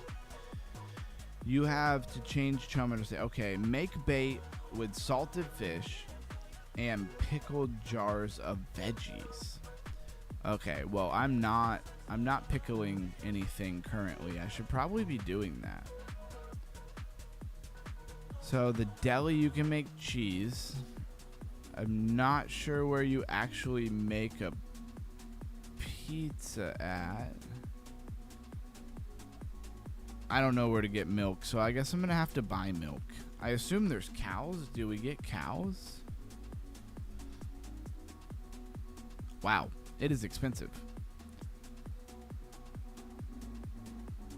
I was like, is there anything less than 100 of them?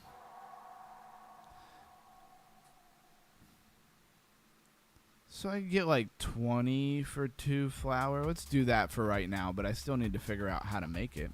I want to start making some cheese, though. Make me a pizza. 31,000 XP. That is fire. All right, only takes 3 milk. Oh, I do have add to queue now. Ah, see, I'm not even used to having the VIP. Fire pit for the pizza. Okay, that makes a lot of sense. There's the pizza. What all do we need? We need tomatoes. You need 5 cheese. Is that barley or wheat? Oh, wheat. I bought a bunch of wheat the other day and tomatoes. Let's see how expensive tomatoes are. It seems like it wouldn't be too bad. Yeah, it's not bad at all. I buy a couple of these. Anybody selling like 100? These are actually the cheapest. Oh, these are just as cheap. Somebody got 100 of them for me. 400 tomatoes. I will take 400 tomatoes all day long. All right. And then I'm going to go look see what cheese costs. I bet it's expensive. And probably not spelling cheese right. This coffee's not working. Maybe you can't buy cheese, or maybe I can't spell cheese. Sometimes my brain is just tired. Nah, I was spelling it right. What happened? You can't buy cheese. Okay. I wonder if they do that on purpose so you can't really buy everything to make your pizzas.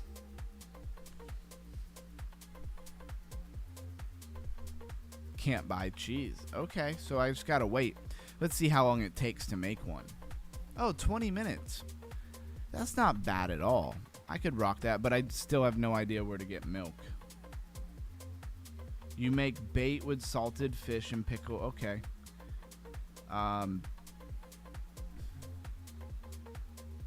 At least you can buy milk, but I didn't really think of this. You have chickens, but can you buy anything else?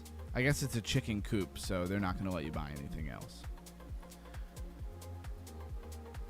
Where in the world do I buy milk?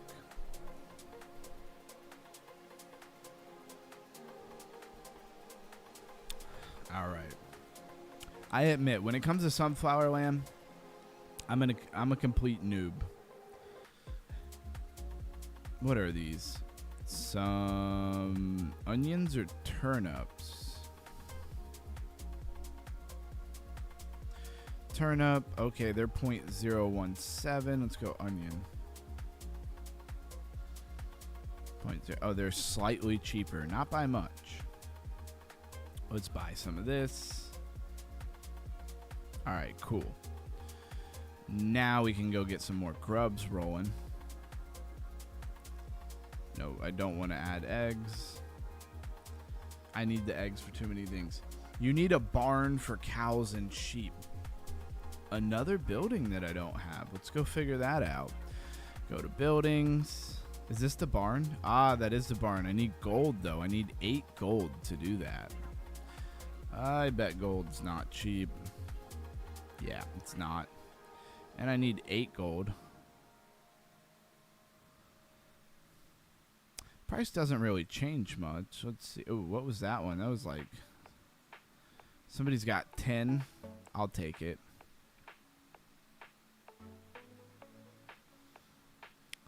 And now we can build a barn. Let's build a barn. I knew it had to be something along those lines. That's a good place for the barn. Where is that going to be? 2 hours. That's not bad at all, wait time. And then we can start making milk. And I'll probably have to feed those suckers too. I'm saying those chickens eat me out of house and home. If you had to grow all the wheat just to feed the chickens... Oh, man. That would be a lot. It would be a lot.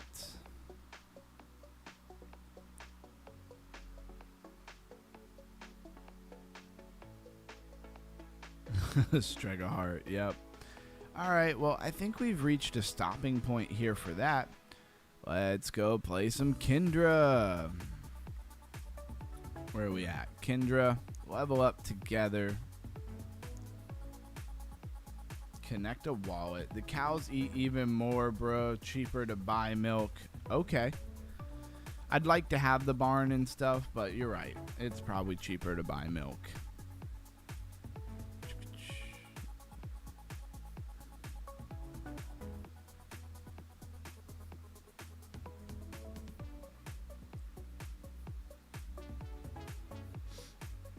I don't know what happened.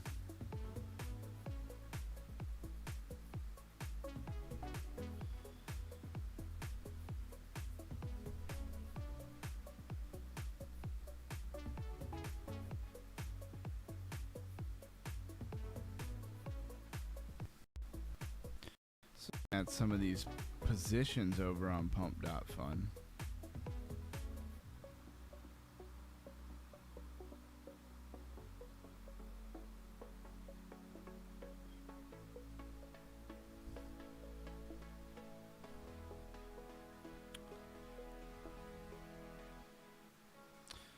And if you would like some content around what I call trenching, or buying and selling coins on pump.fun and trying to make money, please feel free to let me know. Oh man, they keep getting me with this.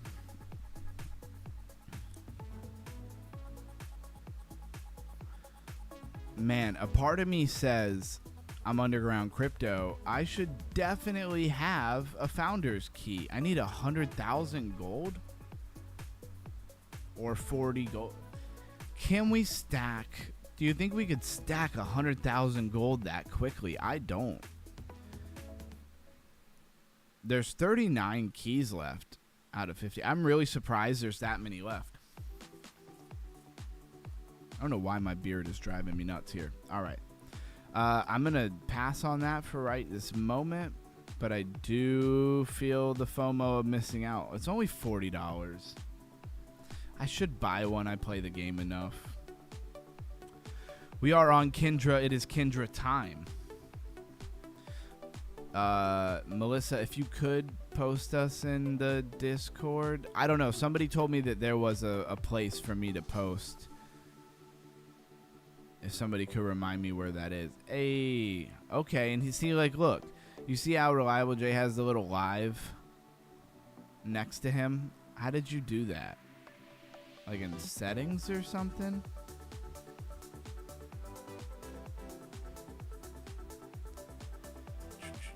I don't know how he did that. Is Reliable J actually live somewhere? Oh, you're probably live on Twitter or something, right?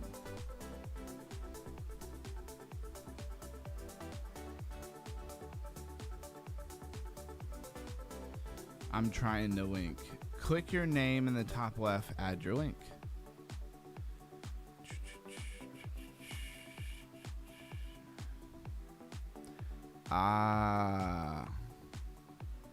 And then it just knows when you're live? Cool. Let me get that real quick.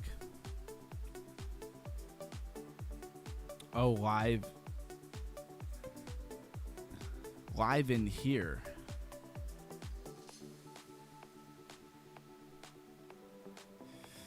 Wait, so do I put the link to the stream or the YouTube channel?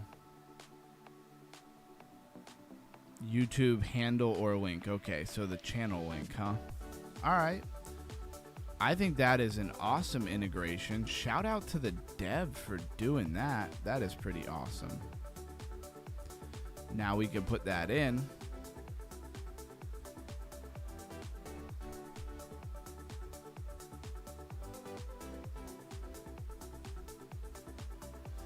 And so, does it show that I'm live?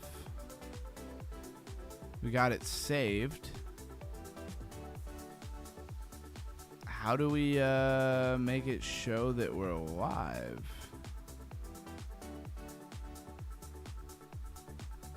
All right. I'm sorry, Melissa. I misunderstood. Does it, Reliable J, does it say I'm live for you? Let's see. What happens when I click on you?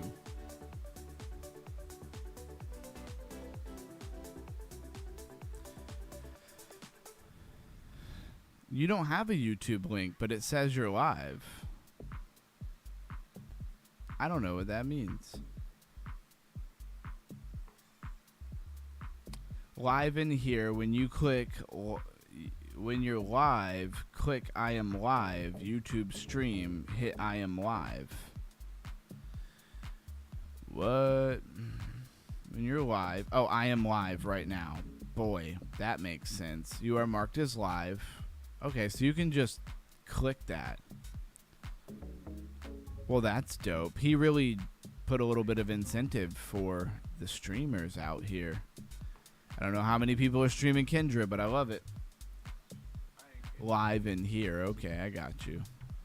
Well, I hit level 20, so I could go challenge this dragon.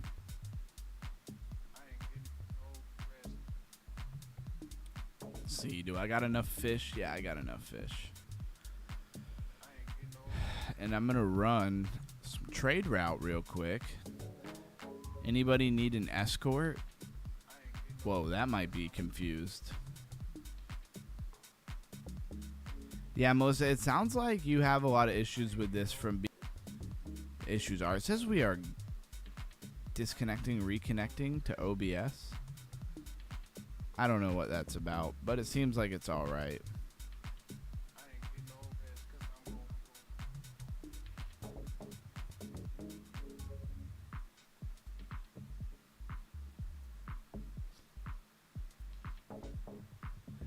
Feel like we're barely level to challenge this guy, but that's all right.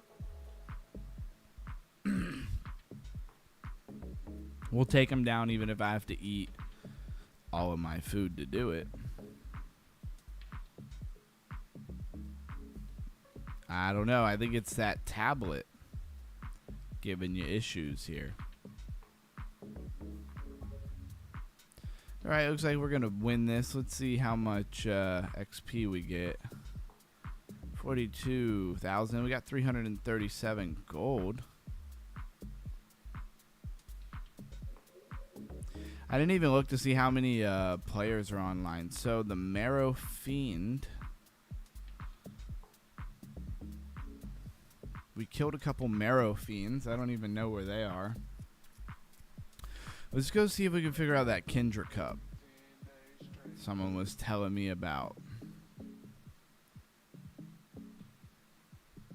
This robot guy.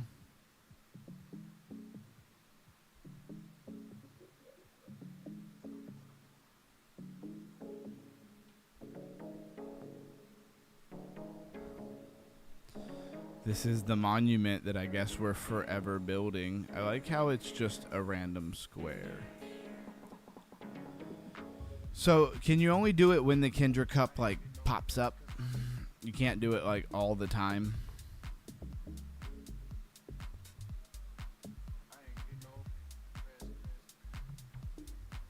You can add this guy to friend. What level? He's level 1. Can we duel him?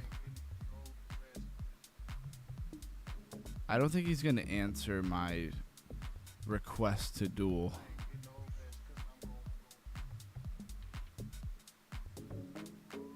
Exactly. Okay, cool. So I won't waste any more time here. The Marrow Fiend.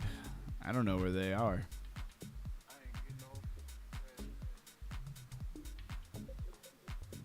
I know I went in here. It was kind of cool. The War Scar. And we have just rolled past 2 hours of live streaming. If you like when I'm live, smash that like button. Kin is an AI agent, so you can talk to him by saying, like, and what's up, Play Kindra? Thank you for being here. I can't duel him, though, which is fine. Hi, Kin. Where is the Founders Isles, etc.? Any question he will answer. He knows everything about the game. That's really cool. I didn't know that. That is good to know. That you can just ask Ken. Make him very personable. We can ask Ken anything that we want to ask him, and he can give us an answer. It's like a little AI chatbot, basically. Oh, getting a couple lags in. It usually just takes it a minute and it'll straighten itself out. Remember, we are streaming, so sometimes that's a problem.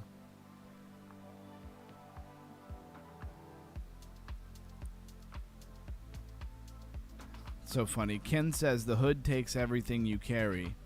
I keep my coins in the bank myself. It's pretty funny. I don't know if I can actually beat this guy. I probably shouldn't be challenging this guy. Whoa. Yeah, he does a lot of... I'm getting whooped. Dang, I got whooped. And I saw he was level 79 and I still attacked him. That wasn't a good idea. I had to practice like running away and healing and then coming back maybe and fighting him. That might be a good strat. And again, shout out to Play Kindra. I asked him and he never got the drops from the guys I was killing. I asked him and never got the drops from the guys I was killing for Ember Petals. And did he give you a good answer? Oh, there's my bag. Pick up my stuff. I don't think this guy will attack me since I am not attacking him. Hey, I picked up my items. Do we do it again? I say we do it again. And then we run away. Then we heal up. And then we come back.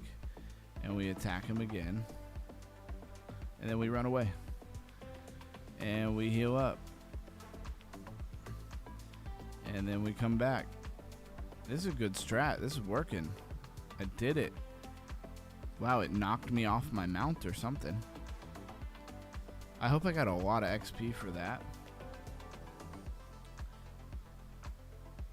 Yep, he is helpful.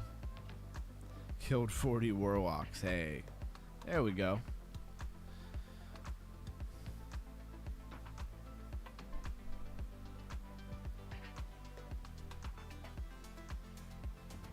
Come on now.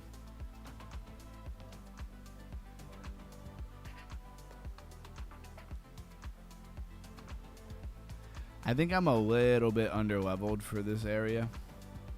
I think we need to go back. Maybe take out all the bosses in here first.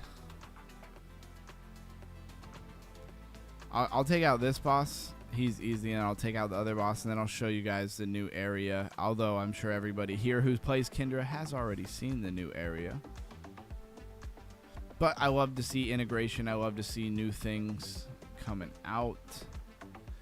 Again, there is a tournament for the new kart racing, and the top 3 positions are getting money, which is great incentive. Somebody from a country out there, that USDT is worth a lot more. And if it's paid in Kindra, it's even better, because Kindra, I think, will be going up in the future.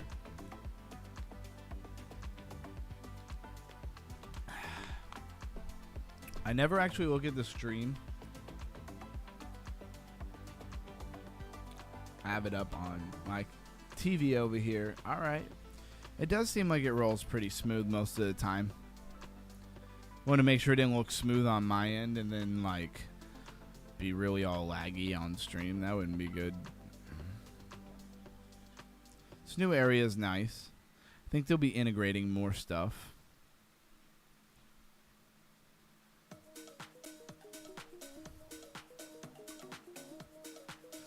Oh yes, we also added 500 gold and 200 Kindra per referral. I tell you, play Kindra, you're always listening, aren't you? That's awesome. I'm really glad to hear that. I want to actually make sure I have my referral link. I see it all the time, but now that I'm looking for it, where is my referral link at? Friends?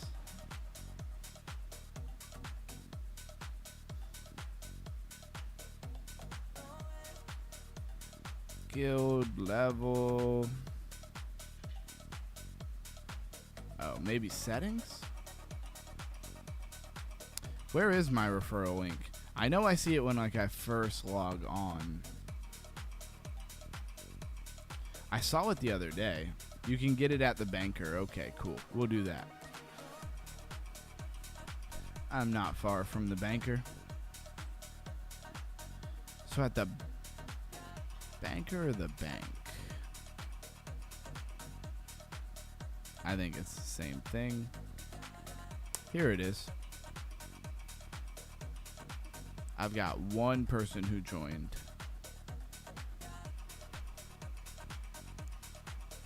All right, we copied that link. Let me make sure I have my Kindra link in my description. It'll take me a half a second to do that. Bear with me.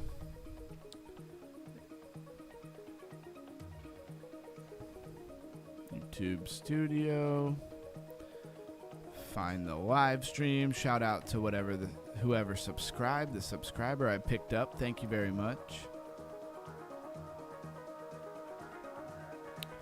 And let's see. Oh, I do have Kindra in here. Let's just make sure it's the same link.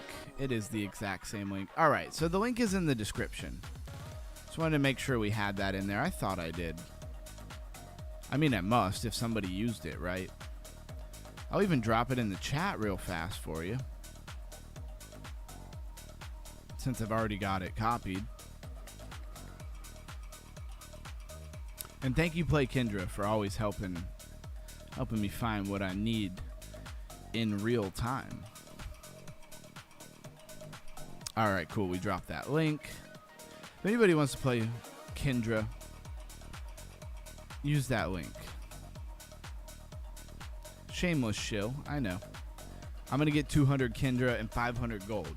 All right, they're not giving me millions of dollars. I'm not. Everybody's so worried that you're gonna come up off of them that they will go buy a product without using your link just to spite you. I've learned that about people, and I don't get it.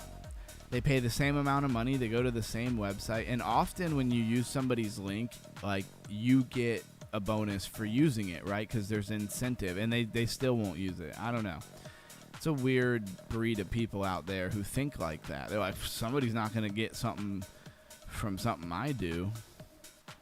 And you know what? That's why they don't get anything from things that other people do. I'm telling you. I'm not a fan of, I don't believe in karma, but so a man thinketh, so he is.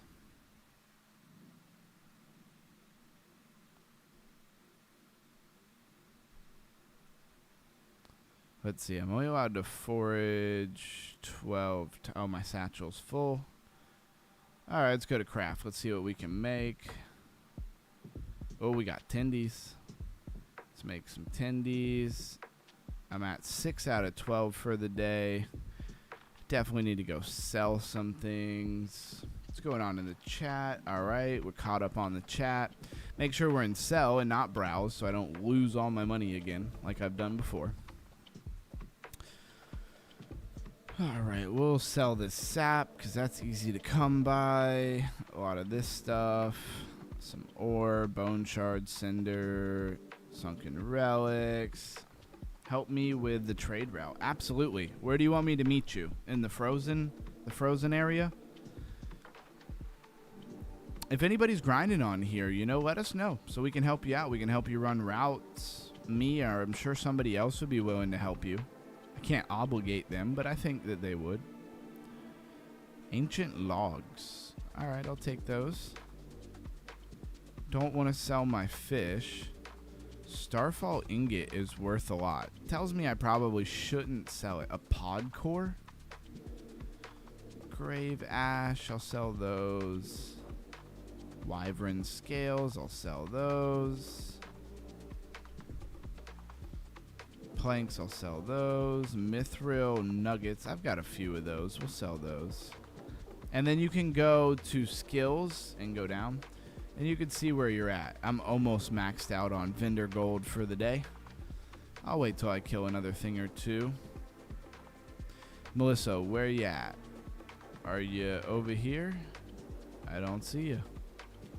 Are you... You know what route I normally run. But I mean, you could run whatever route you want to run, right?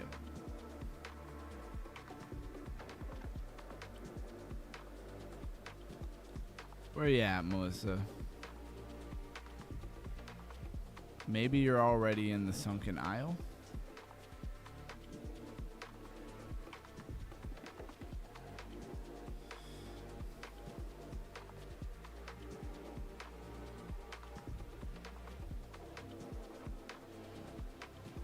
I ran all the way here. I guess I'm gonna kill this guy. Oh, the snow. Okay, I'm on my way. It doesn't take me long to take this guy down. What route are you gonna run? I like that silk route. It pays out a lot.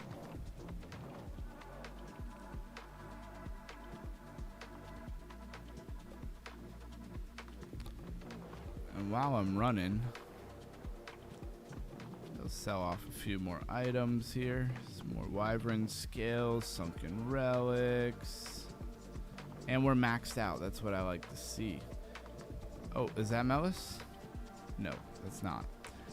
Another person in our guild. I feel like we're in like the top guild, which will be highly relevant another time. I think I'm gonna eventually get one of those founder keys. Who else is with me? Who else is getting a founder key? There's only ever gonna be 50 of them, and if this game continues to integrate and cook, it's gonna be maybe a status thing one day. All right, we got our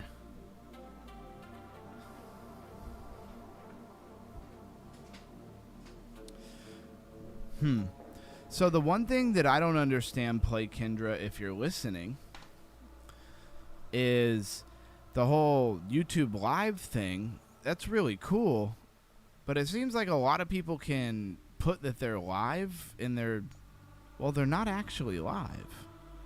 I mean, I don't particularly care or anything.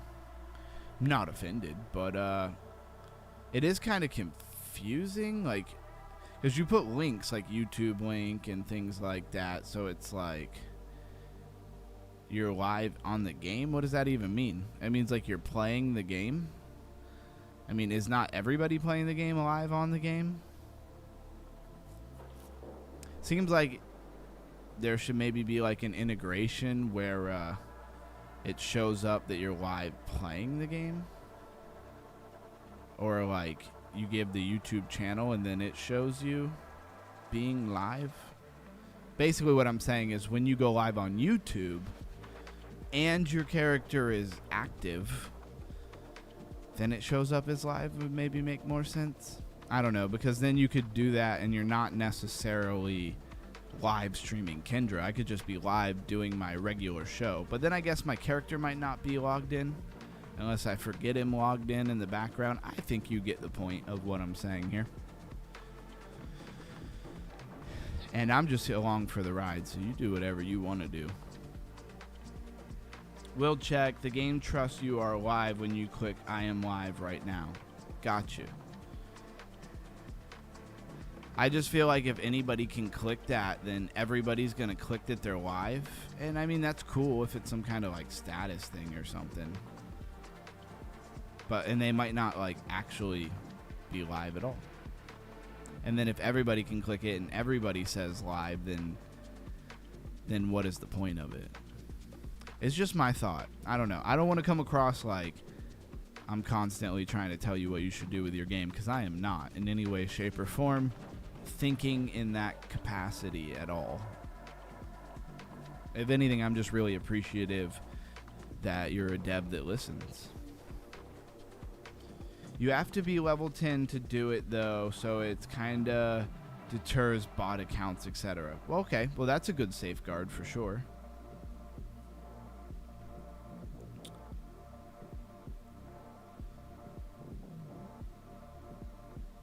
I see our captain is trenching hardcore out there.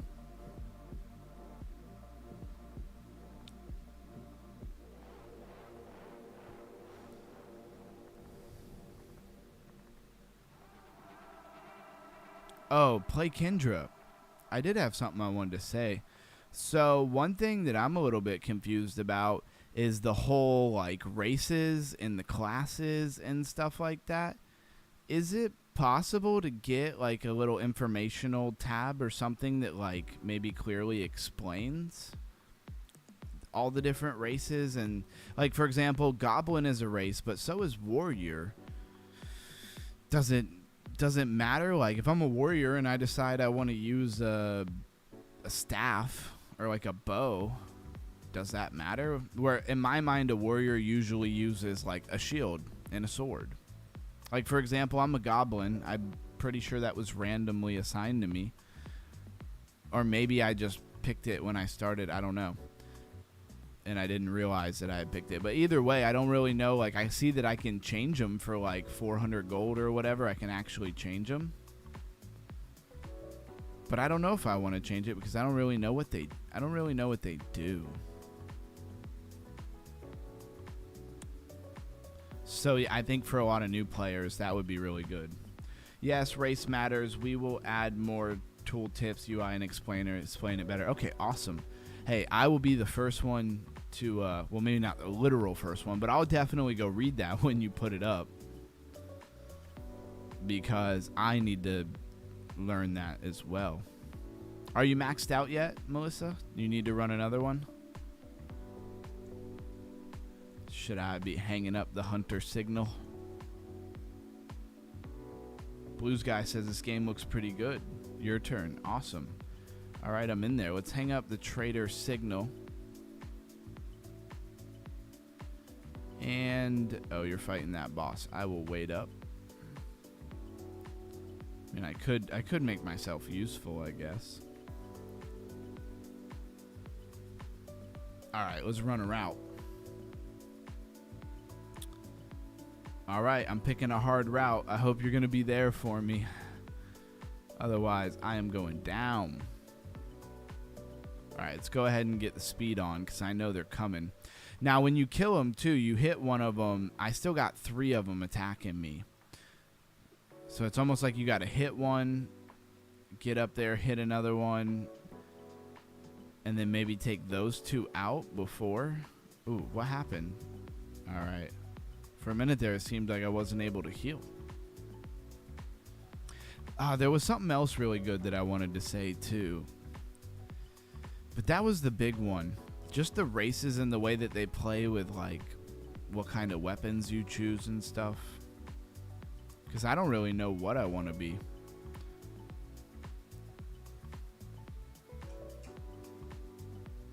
Maybe my other question will come back to me.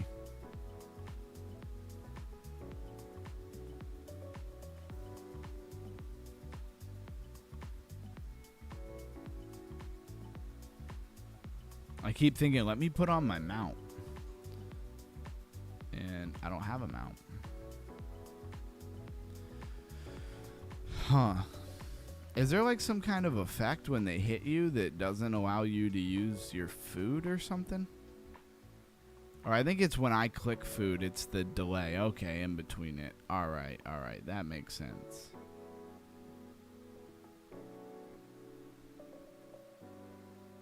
And when you do this big route, they really come after you.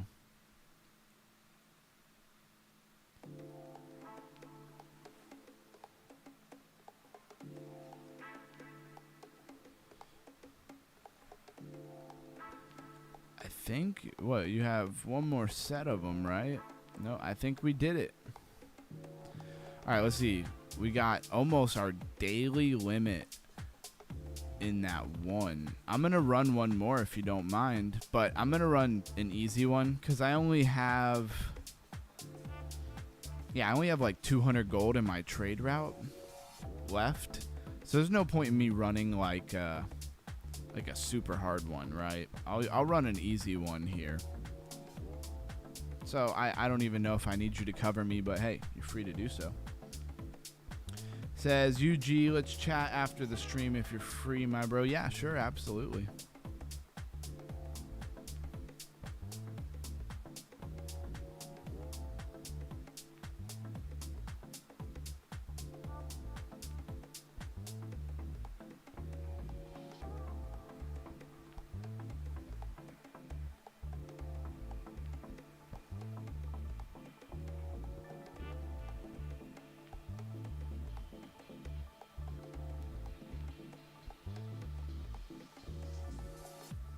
And only 2 of these guys come after you. And I bet the level's way different. If you're by yourself, it might take you more routes, but it might be good to just run these lower routes. Because that big route that it gave me like 1,800 gold, if you didn't have somebody helping you, you would definitely wipe unless you were super high level or something. Or just had a lot of speed boosts. That kind of thing. Speaking of that, I need to go buy some more. Hop on the mount. Definitely need some more speed boosts here. And even though I know I have them elsewhere, I have them in the bank, but I'm still going to buy them. Okay. Back at the stall, Vlad doesn't argue. He asks only whether a miner still has the limp. Then he pays in full and slides 5,000 gold across the counter. I'm so confused. I guess I take the hush money. I don't know why I just got 5,000 gold. Yeah, I don't know. Is that like a random thing? Does everybody get that? Interesting. There's a lot of things I actually want to buy, so I kind of had to take that. We got a mistwood pickaxe. Oh, I don't have the best pickaxes in the game. I need the best pickaxes. Ooh, an explorer backpack. All right. For 550 items, I gotta grab that.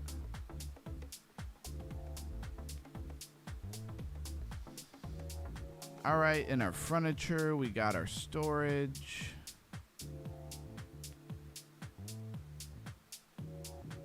I'll take that. Kind of just gonna buy all this stuff up. Then I have it, right? And then I gotta ever worry about buying it again.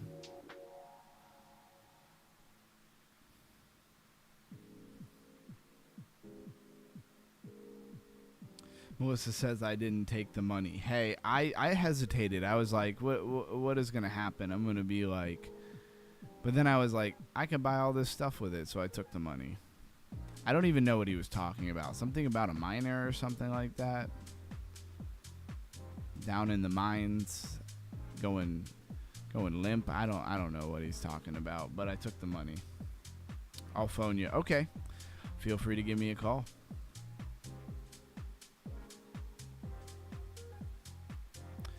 Go take out some bosses here, and we're rolling into 2.5 hours of being live on a Tuesday night, and we'll be back again tomorrow. It is never ending, and that's the way I like it.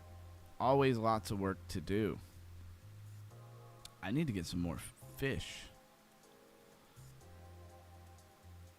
Oh, I have 8 tendies. Gotta save those tendies for the big bosses. Kind of like to hit my foraging goals for the day, though, since foraging is so difficult to level up.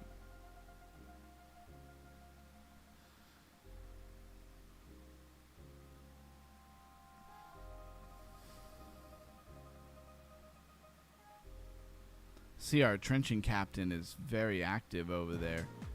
Be excited to get up over there and check some things out. Looks like volume was good. Maybe things are pumping.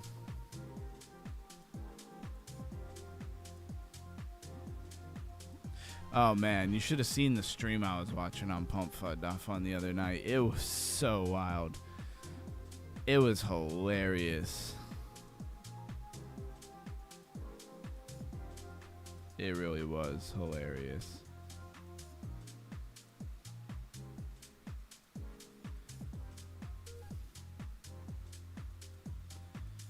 Need to find more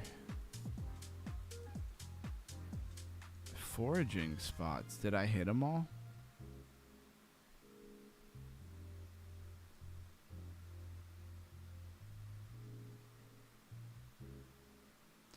Oh yeah, I didn't even think of that. Blue sky, all the fires and stuff going on. Well, you be safe on your trip, man.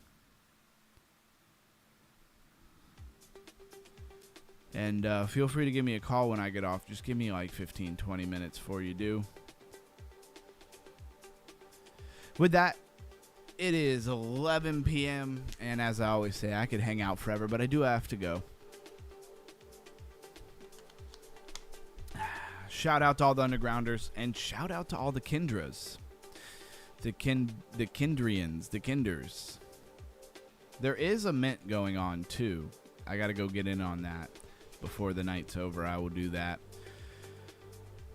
Let's take out one last boss. This guy's so easy. How do you not take him down? I need the XP. There we go. Didn't get any gold though. Way too high level for that. And get into a safe zone. Stay underground, stay crypto, think long term. I'll catch you in the next live stream, which is tomorrow, 8:30 p.m. New York time. If you made it to the end of this stream, you're a true undergrounder. You deserve some MVP points. But sadly, I do have to go. I will see you guys again tomorrow night. Underground Crypto out. I don't know why I'm doing this salute now, but I like it. Later.